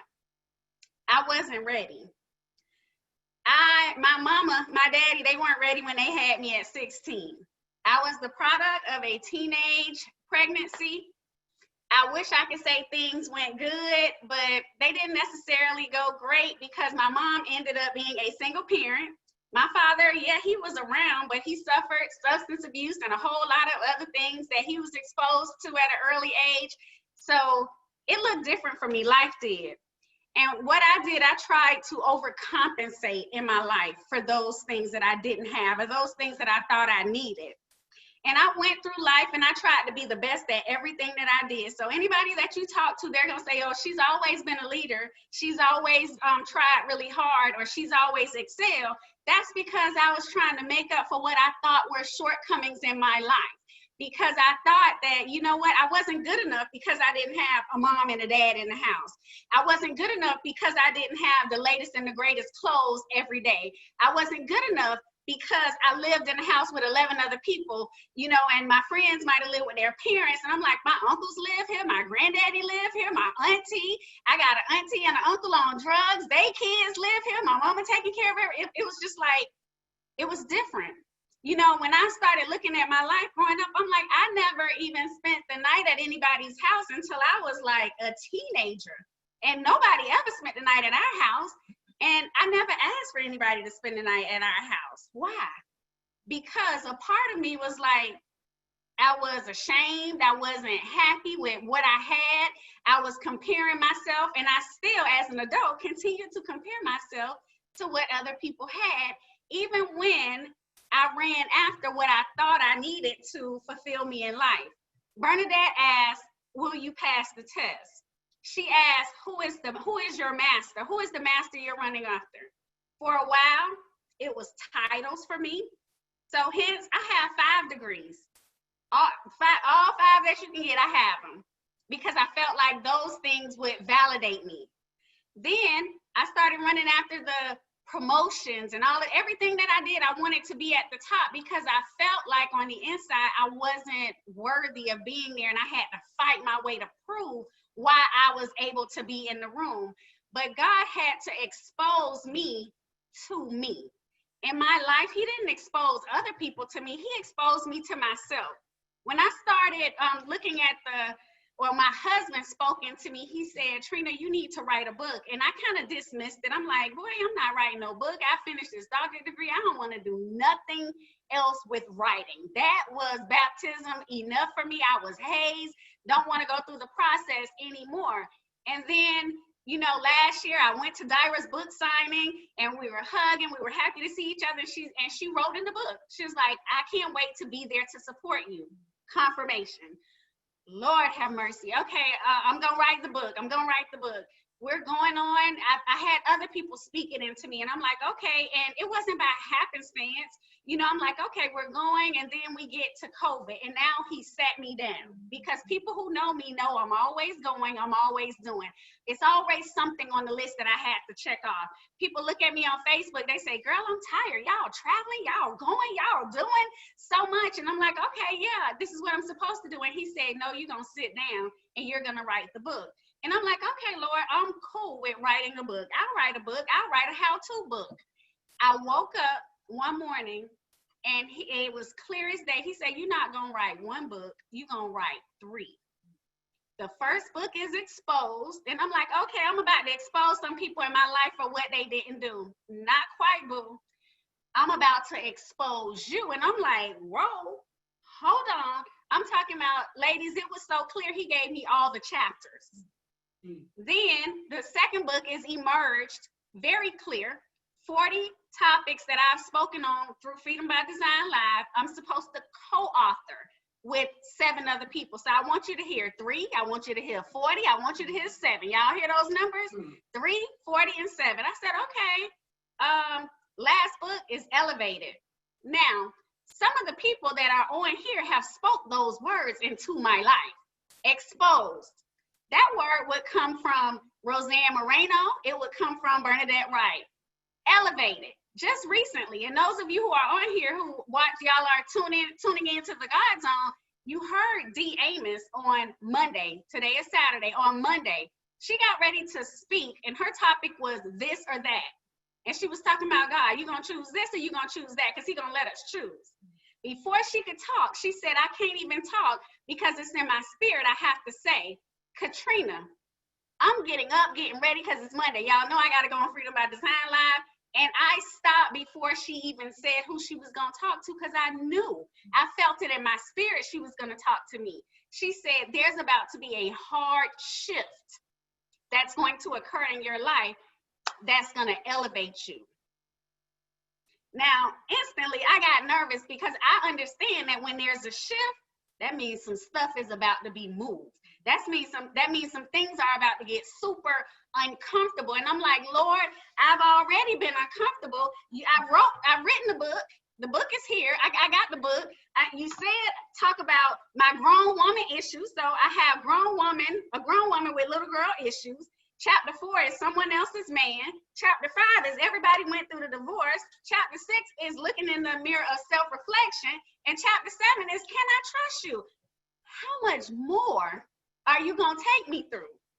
He said, but you told me that you wanted me to use you. And I said, yep, that's me. I want you to use me, but can I look cute when you do it? And he said, no, it's not going to work like that. And you're not going to be ready. It's going to happen on my time, on my terms, because for the last 45 years, I've allowed you to have it your way. I've allowed you to get in relationship after relationship, situationship after situationship, circumstance after circumstance that I did not ordain. You tried to do it your way, and your way wasn't the way.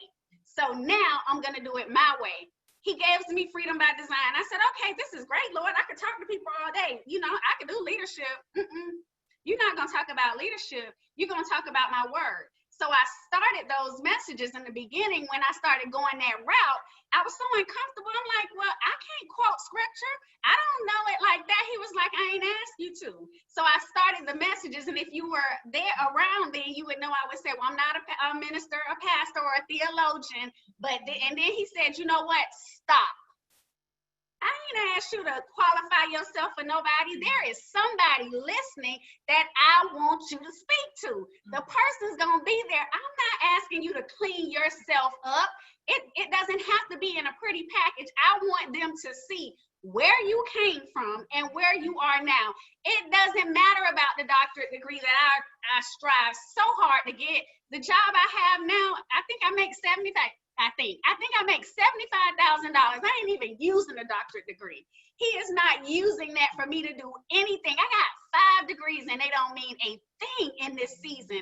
I'm like, Lord, but I was running after that because I thought I needed to make more money. I was running after that because I thought I needed to make the resume the way it needed to be. And he was like, no, because the stuff that I'm birthing in your life, take a look back and I want you to look at it. Every time you did something, I had a midwife right there for you.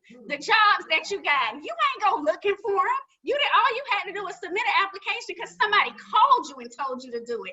I had the midwife there for you. When you left Miami and you came to Atlanta, you got promoted in the span of 5-6 years to the highest level in your field, and you didn't know nobody. Girl, that wasn't by no accident. I did that. It wasn't about your doctorate degree. It wasn't about any of that stuff, because I was going to show you that you are not alone. It wasn't about you being sad and having your abandonment issues because your daddy wasn't what you thought he needed, what you thought he was supposed to be for you. He was everything that I needed, the way God intended for him to be for me. Every single situation, you know, for so long, I was so angry about that thing. I blamed everybody. Going through a divorce, got in a marriage. I hear you, Dira. I was right there. I'm like, I'm done. He ain't right. It ain't gonna work. Went right on through. God said, okay, I'm gonna let you go through. That thing almost broke my relationship with me and my mama. It wasn't about him. It was me. I had to see what was going on with me. It was never about anybody else. So when I sit here on this afternoon and I reflect, when I said, Dira, okay, Bernadette, are you passing the test or am I passing the test? And who is the master? Because for a long time, relationships were the master. Money was the master. I was looking for love. I was asking people to love me, and I didn't love myself. I think about my girlfriend, Centrell. I was that dressed up garbage can. It was a bunch of garbage on the inside. On the outside, I was wrapped up. I was doing it on the outside, but on the inside, I was broken. I'm at home. I'm crying. I'm not doing well. Depressed. I'm degreed and depressed. Degreed and depressed. That was me. Divorced, degreed, and depressed. Because Trina was trying to handle it. Then I'm looking, I'm like, Dira, girl, when you talked about it was me, ownership, identification, irreconcilable differences. I remember them words. I remember going down there and talking, because I was so bad and bold, I went and consulted with the attorney and filed all the paperwork on my own. I did that. When I tell you, yep, I did that big, bad, and bold. And God was like, really? This how we gonna do it? I'm like, yeah, because I'm tired of this and I don't have to deal with this. I'm 35 years old. Boy, I got this. I'm about to do this. Okay, I'm going to show you. I'm like, okay, now I'm falling on my knees. I'm praying. I'm trying to figure it out. Now, guess what, Meka? Financial issues. Because guess what I was doing? Everything that I wanted to do, because I wasn't listening to the husband when it came to money. I was doing it my way. So outside of divorce came all of this debt. And I'm trying to figure it out. And he was like, okay, well, you had a lot of money because you moved to Atlanta with over $100,000. So where the money at, boo? You ain't manage it. You didn't do what you needed to do. I'm like, okay, I'm guilty. I had to pray. I had to self-assess. But he broke me down in front of me. And sometimes he did it in front of other people. But when he broke me down in front of myself, it was something that occurred 7 years ago through a business opportunity. And I can't discount the business. No, the business wasn't the whole thing, but it was the vehicle. When he said, okay, I'm going to give you this. You'll pay off the credit card debt. And I did in a year and a half. Now, you know better. Dave Ramsey, reading the book, going through the process with the church, got it. I'm clear. I know what I'm doing. I'm like, okay, Lord, I'm ready now. He's like, are you ready? I was like, yeah, I'm ready. I need to be married. Everybody in Atlanta married. I don't want to be like this. So here comes Frank. Frank was my first boyfriend when I was 10 years old. Why? I'm like, well, Lord, why did you take me through all these fools when you could have just gave me Frank from the jump and we would have just, because I wouldn't have been right. Because, you know, Frank is different. He's a man's man. He wanted to take care of me. He wanted to do what I was asking all the other people who weren't qualified, all the other people who came, who I opened up the door and let them come on in. He wanted to do that without me asking. So what did I do when I got it? Because I asked for it. I asked for the husband. I started doing this because I still wanted to be in control. Dira, I thought it was all about me. And God said, well, I thought you asked me to give you what I wanted you to have. And I'm like, I did. And I started just bumping heads and bumping heads. And then he said, you know what? I'm tired because you made me promises. You said you were going to do a thing. Now I've given you what I want you to have. And I'm like, well, some stuff he don't do like I want it to be done because it ain't going to be your way. That's not what it's going to be. Ladies, through this journey, when I tell you, I started a business 7 years ago. I went to a Women of Power event in Savannah, Georgia, a couple of years ago. And Bernadette spoke and she talked about playing chess, not checkers, in your life and in your business. Jewel Tankard was there, millionaire mindset. Sonia Stringer was there. She talked about how to effectively utilize social media to build your brand and your platform. I knew I was supposed to be there because I was the first one in line for Jewel Tankard to have that picture and opportunity to talk to her. Sonia Stringer had lunch at my table, had no idea. Me and Bernadette had a relationship, but it wasn't the relationship that we have today for sure. But I was like, okay, you put me here. And at that point, that's when Freedom by Design was given to me. And I'm like, also in my mind, he was like, well, you're going to have a baby. So, you know, we went out and started fertility stuff. We started getting ready. I done bought a onesie. Somebody said, girl, if you see it, put it on your dresser and you're going to have that baby. I was like, you better say it. Hey, I went and bought a gray onesie because I'm like, okay, Lord, a girl or a boy, whatever you want it to be, I'm ready. We done went to the doctor. They said, I got IUI. I done had a surgery to move the fibroids and everything. Let's clear the path out the way because I'm ready to have this baby. He was like, no, not that baby. I said, you're going to have a baby, but not that baby. I was like, what? A movement? I was like, Freedom by Design, that's the baby that I'm birthing? I was like, oh, you just want me to talk? No, you're going to talk about me. I'm like, okay, but how that's going to work? Like, I'm confused about it. He was like, no, you're not birthing a movement, baby. You birthing a ministry. I was like, a ministry? But I ain't go to school for that. I got these leadership and special ed degrees. Who's going to listen to me? And he said, let me worry about that. You just be obedient. Ladies, when I started walking to his beat and not my own, my life changed in a way that I don't understand. In the process of writing this book, there are certain aspects of it, I can't even remember typing the words. When I go back and read, I'm like, did I write? Like, it's true, but did I write that? Like, I don't even remember. There were times when I didn't know the words to write. But he brought the midwives to read and review and say, okay, we put that in. Okay, let's take that out. At the end of the birthing process, Freedom by Design was a challenge and it showed me some things as it relates to myself and people around me, because you think that people are for you. Go ahead and start something new. Go ahead and birth that thing that he tell you to do and watch how they start dropping off. And you'll be like, well, dog, where did that thing come from in my back? Like, that's hurting. Where did that come from? The people who you think gonna lift you through, they're running away because it's like, why her? Ask him. Because I'm not asking why no more. I'm saying, what do you need me to do, Lord? When I got to the end of the book, at the very end, the day that I sat here and I clicked save to the last change and edit, I got a phone call from a lady, and I believe she's on today. Her name is Faith. She said, Katrina, I dreamt about you last night. You were in my dream. And it's different because me and Faith, our commonality is Connect and Bernadette. So I was like, okay. And she was like, I wasn't going to say anything, but God kept saying, call her, call her. She was like, he said a couple times, 2-3 times, call her. She said, I don't know what it means, but I saw you standing with something in your hand.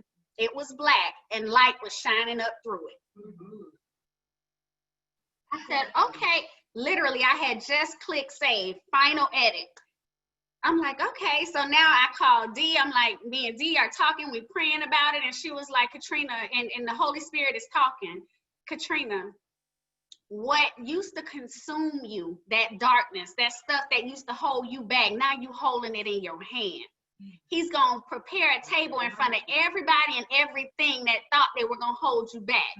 The light that's shining up and through, that's him. Because you're going to keep walking, you're gonna be drawn to that light. I was like, okay, Lord, here we go. We got to the end. Now it's a delay with the pictures. It's a delay with this. I'm frustrated. I'm like, Bernadette, I'm struggling. She was like, are you struggling or are you overwhelmed? She know I don't like the word overwhelmed. I'm like, I'm overwhelmed. She was like, well, you're at the end, midwife. You're at the end. Only you can birth this baby. You gonna have to push. Because guess what? This baby was overdue in my mind, but not in his mind. I had to push. I had to do what he asked me to do. He gave me the midwives to help me through the process, to coach me along the way, but they wouldn't be able to do it for me. Ladies, on this afternoon, I want to say I thank you, each and every one of you, for being with us. I pray that something was said by one of the 8 ladies that spoke on this afternoon that touched your spirit and your soul. Freedom by Design is not just a movement. It is definitely a ministry. And we have been ministered to on this afternoon. Before we go to the wrap up, I have a couple of gifts that we want to give away. And those gifts, I need to see who has attended 4 or more Women of Power events. We're looking at the chat. Who has attended? And they can be local or corporate. Type in the events that you have attended, local or corporate. I have 2, I'm looking for 2 ladies. Let's see. Yeah, not my mom, she can't count. Who? Okay, DC, Savannah, Vegas, and your house and hotels everywhere.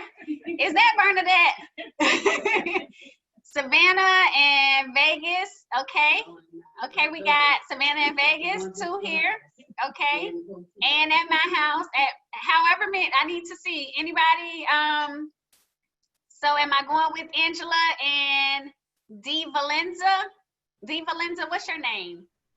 Okay, yep, Texas, wherever. 3, okay, 3. So we got Angela Amy is gonna be the first person. Who else? Who else do we have? And Angela, let me let you see what you are going to receive. It's a cute little Women of Power pouch. And it has the tassel. All right, so this is for Angela. Is that Bernadette still typing? Please tell her to stop. Please tell her to stop. Okay, Patrice. All right, Patrice, you are our second person.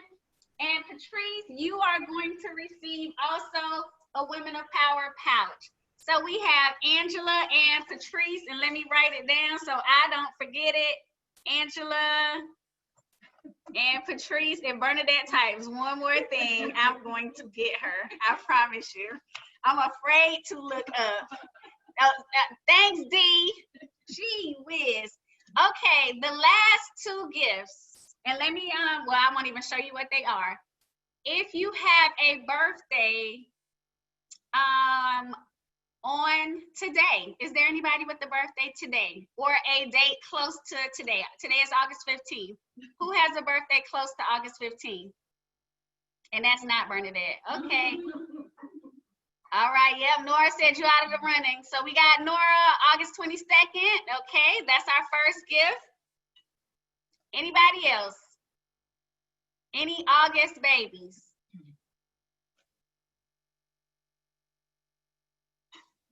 Okay, Nora, you have a Women of Power backpack. And Centrell said her husband. And we got Tina. So we have Tina, September the 3rd, and we have Nora. And Tina, you're getting the clear Women of Power tote. And I just put this little pink in it so you know you can't have the pink satin inside. It's just the tote. I just wanted you to be able to see it. So we got Nora backpack and Tina tote. Whew. I'm glad that part is over so Twitter fingers over there can stop because she is just running it. I'm about to get her. All right, Bernadette, come on in, come on in. Y'all don't get tired of disqualifying me, I know that. So listen, this was so much fun. I'm so excited the ladies came, and I'm just gonna do a quick wrap up. I loved every single one of you just for showing up today. So give yourselves kind of a pat on the back for that. Thank you so much for the speakers on the panel. I learn every time I listen to you guys. And I'm gonna go back to the original theme of time. And you think about what time represents. It's this span of time, right? For the past and the present and your future, and it's continuous. And it's just wrapped into this one thing. And so when I look at what we kind of talked about those things represent, we talked about being tested.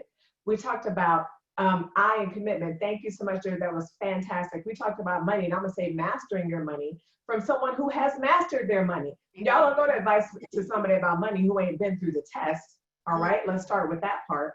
And then of course, we went to expose, and I'm listening to Katrina talk about going from being, divorced and depressed to here we are talking about exposed and emerging and being elevated. And it was such a wonderful thing and a wonderful culmination for us to be here on that Woman of Power event. So if I had any final thoughts, I would pass to you guys. When I think about the concept of just being tested, it seems to go throughout this whole thing. Each of you had a testimony, which came out of the test. And that's what we all learned about. So when you think about even in your business, don't give up. Don't quit. Don't walk away from that thing too soon. When you think about whatever it is that you're trying to do in life, whether you're trying to write a book or whether you have an invention that you're looking at, if you want to go back to school, go back to school. If you want to learn real estate, learn real estate. If you want to sell houses, go sell houses. If you want to make masks, decide you're going to make the mask. If you want to start a cleaning company, whatever it is that you desire to do deep down in your heart, it's going to come with a test. And I'm going to tell you, when that test happens, y'all, some of these tests that we're going to go through, you're going to have to take the gloves off. All right now. Okay? And some of these tests you're going to go through, you can't walk through with this pretty little hat on. You're going to take that off too. And you're going to have to sometimes take the shoes off and put the Vaseline on your face. But no, when you come about that fight, you ain't holding one sword, baby girl. You got two, because he got your back every single step of the way. But you're going to have to fight for it, baby. Amen. And time Yes. is not on your side. Amen. So whatever you're supposed to do, do it now. I'm going to pass it back to Katrina. We love you. We thank you for just being obedient. We thank you for the mission that's turned into a ministry. We thank you for the vision, Katrina.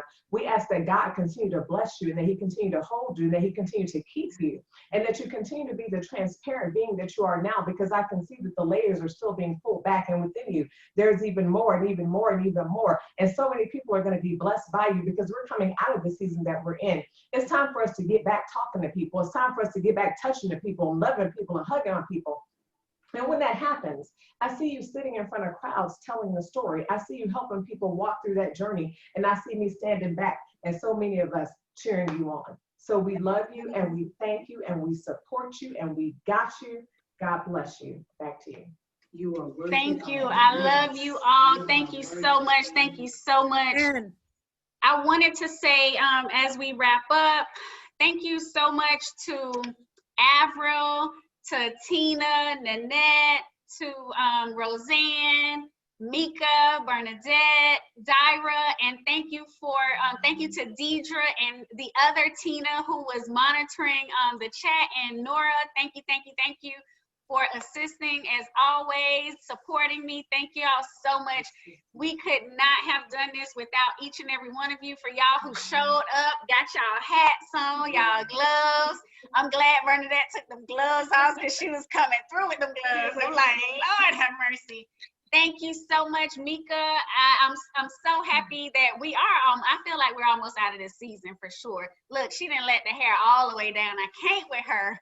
It's just, I cannot. See, she always just gonna be just her. You cannot put her in no box. You can't. Guys, I love you. Thank you all for coming on again. I'm gonna go ahead and post this on YouTube, and the YouTube channel is the Freedom by Design Movement. So I will go ahead and post it. Thank you guys so much. I love you. Again, pray that you are blessed. Have a phenomenal rest of your weekend, and stay tuned for the next event because we're getting ready for something else. Bye-bye. Bye. Thank you. Love you. Thank you, Tish. Bye, everybody. Love you guys. Bye-bye. Thank you. Everybody was beautiful today. Hey, Amy, you look beautiful. Hi, Amy. Look at that. Hey, Hey, everybody. Hi, Angie. Come through, Angela, with Hey, that. Rosanne. Oh, I love it. Hey, Amy. Hey, Hey, y'all.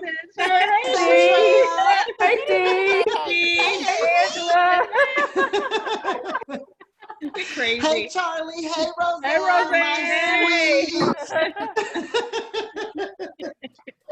Hey, Brian, I was waiting for you to take them earrings off. It's coming, but I can see Katrina in the background like she better not take one more thing off. Don't get naked. I can't. Matter of fact, let me stop recording right We gonna get the turn the camera on. I love y'all. Y'all are amazing. Oh, look at it. Oh, So sexy. pretty. Renee, text me your address so I can put your gift in the mail, please. Thank you, thank you. Hey, Alexia, Dominique. Hey, Casey. Oh, You ain't hit me raising my hand. Hey, Tiffany. Oh, now you say hi. Hey. Oh, look amazing. Y'all know that's my Tiffany special. Her and Eva couldn't be here today because y'all know Eva not gonna be obedient. She's gonna be loud and running. So. Katrina, you better say something to Tish. She's gonna be mad at you. Tish. Oh, for real. Where is Tish? Did Tish leave? She might be mad. I gotta text her. I love Tish. Nannette, you still there?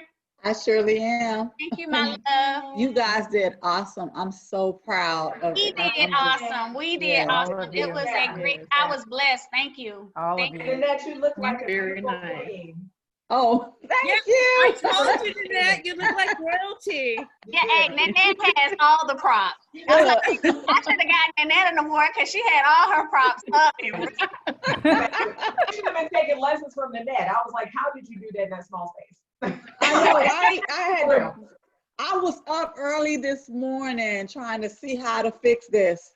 And because I learned from the boss moms when we did that, I was like, I just wasn't ready. I said, this time I'm gonna be ready. I woke up like 5 o'clock. That set up from last night. Okay. All right, well, you know how I am. I'm Miami style, Tiffany. I'm gonna do it. Hey, Nannette called me this morning. She was like, good morning, good morning. I'm like, not that early. That's educated in me. I'm like, not yet, Nannette. I was like, I'm brushing my teeth. I'm about to go to Dunkin' Donuts in Publix. Give me a Hey, Katrina, I like your background back there. Thank you. Yeah. You got the real people back there. Yeah. Yes. And the hat. I love that pink hat. Yeah. Yeah. That's Put really it great. together. I'm about to go ahead and go on Facebook and post my pictures. Hey, baby. I posted them on Instagram. Do I need to post my little pictures on? Yeah, both Instagram and Facebook. My Okay. sister is beat to the guys. D, I see you, It's gonna go come through for you, Katrina. You know, girl. Love you. It was amazing, y'all. It was amazing. Yes. Where are we meeting for lunch now? Where are we meeting for lunch? Right, I exactly. know it. Good. That would be so good. You're on your way, Bernadette. We Right, got let's go. Look, we're about to run down there to Trina's in the town so we can get that ice cream because that's what I'm feeling like today. Oh. girl. That's real I went to that place, Trina. It was so good. It was Oh, you so went? good. That's Uh-huh. Went to the cake and shake. The cake and shake over there by Tanger. Yeah, that place is like 5 minutes from me, and I drive real fast past it every time. Don't eat Yes. too much, not your hips are going to be shaking, I promise. Start line in the sand on Monday. Me and Bernadette, we're about to go Look, see, I said I'm drawing a hard line in the sand. She said And she I'm gonna be on this the- side of that line. This one. She's gonna be over there. I'm over here. I'm about to get myself together. I'm trying to say hi to Kabibi. Kabibi. Hey, Kabibi. You see Rosanne. I enjoyed y'all in the background, nodding and affirming. 305. 305. Killian. Y'all, you know what? I love y'all so much. It's over and we still on here because we love it on Can't get enough. We don't get to see each other like this. I That's know. why. Oh my gosh. And KC is on. Hey, KC. Hey, Casey. We love you, Casey. We've been praying for you. You can unmute. You don't have to show the picture, but you can unmute. You hear us? She's doing good. She knows she's loved. She always tells me every time I talk to her that she feels the love. Okay. Well, we love you. Yes. Yeah, we're happy to see you on here. Yes, indeedy. Yeah. All right, let me take these heels off. Girl, I already Look, did that. I don't even have heels on, y'all. All right. Bye, ladies. Love y'all. No shoes. I'm coming over to 120 because I'm gonna have to spank her. She in rare form today. You know, you already know. You're just fueling her is what you're doing. That's right. Careful, because she carries 3 swords. Hey, it started this morning when she said something about an iron. I was like, is she talking about a flat iron? Why? She don't need no flat iron. Like, what she talking about an iron So for? I was talking about this dress that just came out that box. I was like, do you have an iron? I'm Locust Grove, and she asking me if I got an iron, and she Right. is paying me. When I went to Bernadette's house, I took my own iron. I knew better. Oh, Rosanne. So look, if that's how it's gonna go, can we just wear it and go? We don't want to iron nothing. Nothing. No. I bought a steamer last night. Okay, let me go. Bye, guys. All right. Love you guys. Bye. Bye, Charlie. Bye, Charlie. Bye, Charlie. Love you. Bye, Nora. Bye, guys. Hi, Avril. Bye, Avril. Bye. Bye, bro. Thank you. Thank you. I Thank appreciate you. you. I Look, appreciate you. Katrina, that dress is everything. Hey! She looks Oh like my Joe Derek. gosh! The ND's in the house. She didn't say nothing.